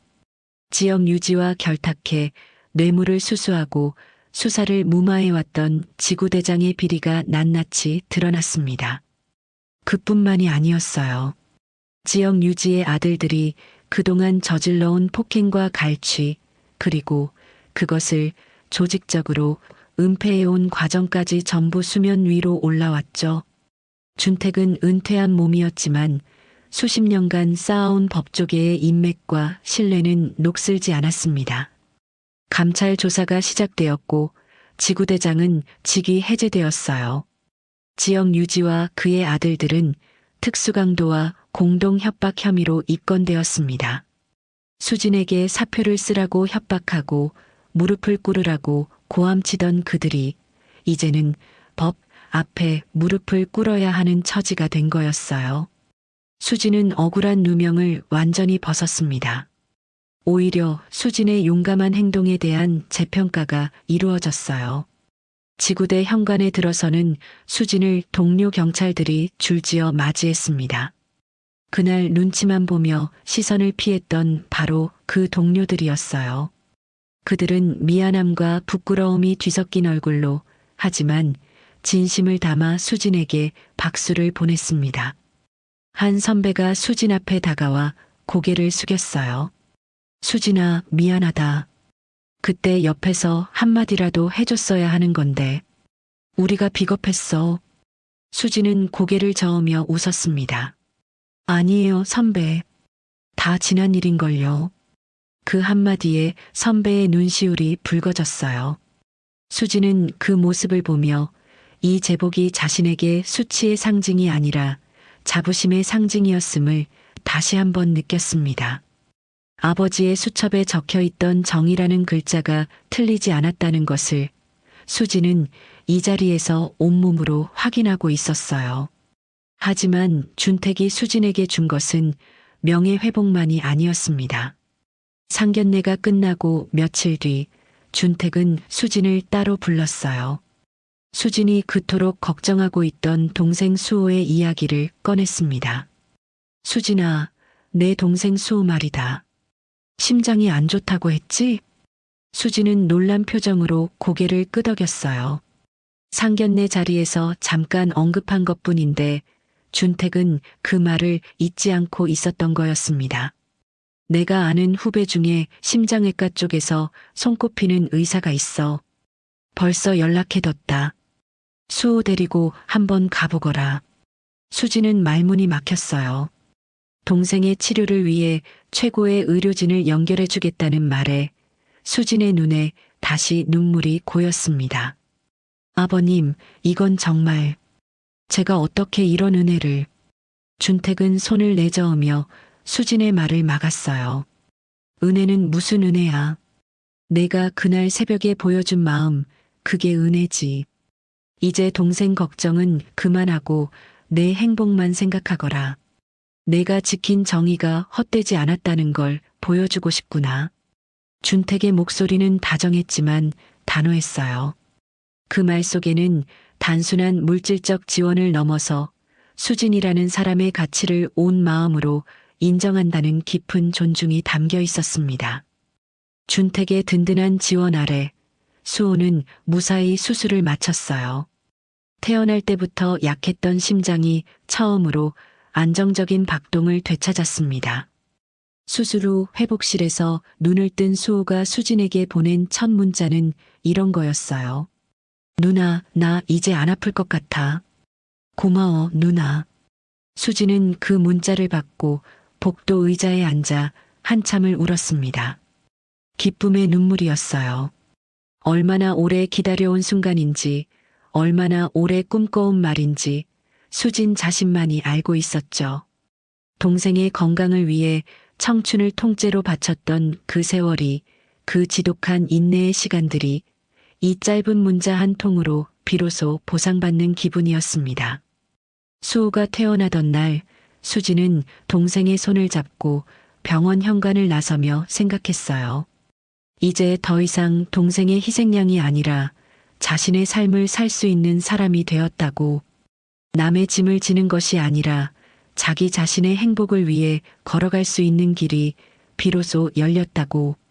그리고 시간이 흘렀습니다. 겨울이 지나고 봄이 왔어요. 그 봄의 어느 화창한 날 수진은 빳빳한 제복 대신 눈부시게 하얀 웨딩드레스를 입고 거울 앞에 섰습니다. 거울 속의 수진은 몇 달 전 빗물에 젖은 채 길 한복판에서 멈춰 서 있던 그 여자와는 완전히 다른 사람이었어요. 생기 있는 눈빛, 부드러운 미소, 그리고 가슴속 가득 차오르는 행복. 수지는 거울 속 자신을 보며 조용히 미소 지었습니다. 화려한 예식장 안이 하객들의 웅성거림으로 가득 찼어요. 수진이 버질로드 입구에 서자 가장 먼저 눈에 들어온 건 상석 맨 앞줄에 앉아 흐뭇한 미소를 짓고 있는 시아버지 준택의 모습이었습니다. 낡은 점퍼 대신 단정한 정장을 차려입고 며느리의 가장 빛나는 날을 지켜보는 그 눈빛에는 아버지의 사랑이 가득했어요. 그 옆에는 시어머니가 눈물을 글썽이며 앉아 계셨고, 그리고 버질로드 끝에서 태윤이 수진을 바라보고 있었습니다. 빗속에서 임수진, 너 나를 그것밖에 안 되는 사람으로 봤어? 라고 외치며 수진을 놓지 않았던 바로 그 남자. 태윤은 수진이 한 발 한 발 다가올 때마다 점점 눈시울이 붉어졌지만 끝내 환하게 웃었습니다. 수진은 버질로드를 걸으며 지난날의 그 어두운 골목을 떠올렸어요. 한겨울 새벽 칠흑 같은 어둠 속에서 칼바람을 맞으며 맞닥뜨린 그 순간 위험에 처한 어르신을 보고 못 본 척 지나갈 수도 있었습니다. 식어버린 도시락을 들고 집에 가서 따뜻한 이불 속으로 들어가면 그만이었어요. 그게 보통의 선택이었을 겁니다. 하지만 수지는 멈춰섰죠. 비닐봉지를 바닥에 내려놓고 어둠 속으로 걸어 들어갔어요. 그 짧은 용기가, 그날 새벽의 그 한 걸음이 지금 이 자리에 수진을 만든 거였습니다. 그날 수진이 노인의 손바닥 위에 올려놓은 것은 단순한 10,000원짜리 지폐 2장이 아니었어요. 타인의 상처를 그냥 지나치지 못하는 따뜻한 마음, 자기가 가진 것이 없어도 나눌 줄 아는 진심, 그리고 아버지에게 물려받은 정이라는 이름의 작은 불꽃이었습니다. 그 작고 당연했던 마음들이 씨앗이 되어 어느새 벼랑 끝에 서 있던 수진의 삶을 구원하는 가장 따뜻한 손길이 되어 돌아온 거예요. 수진은 태윤의 손을 꼭 잡았습니다. 태윤의 손은 그날 빗속에서와 똑같이 따뜻했어요. 수진은 가슴 깊이 차오르는 행복을 고스란히 느끼며 태윤의 눈을 바라보았습니다. 예식장을 가득 채운 축복의 박수 소리가 울려 퍼졌어요. 앞줄에서 시아버지 준택이 힘껏 박수를 치고 있었고 그 옆에서 시어머니가 눈물을 닦으며 웃고 있었습니다. 건강을 되찾은 수호도 객석 한쪽에서 환하게 웃으며 누나의 가장 빛나는 순간을 지켜보고 있었어요. 타인에게 건넨 아주 작은 온기가 결국 내 인생의 가장 추운 계절을 녹여주는 기적이 된다. 수지는 이 소중한 한 문장을 가슴에 깊이 새기며 태윤과 함께 눈부신 미래를 향해 첫 발을 내디뎠습니다. 오늘도 시청해주신 여러분, 감사합니다. 오늘 이야기는 새벽 골목에서 우연히 마주친 한 노인과 젊은 경찰관의 인연으로 시작되었어요. 누군가의 고통 앞에서 외면하지 않았던 단 한 번의 용기가 두 사람의 인생을 송두리째 바꿔놓았죠.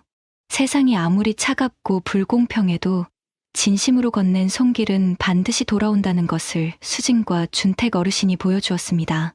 오늘의 이야기가 공감되셨다면 구독과 좋아요를 눌러주세요. 그리고 주인공들을 위한 응원의 댓글도 부탁드리겠습니다. 여러분의 하루하루가 조금 더 따뜻해지기를 진심으로 바라면서 지금까지 인생나날이었습니다.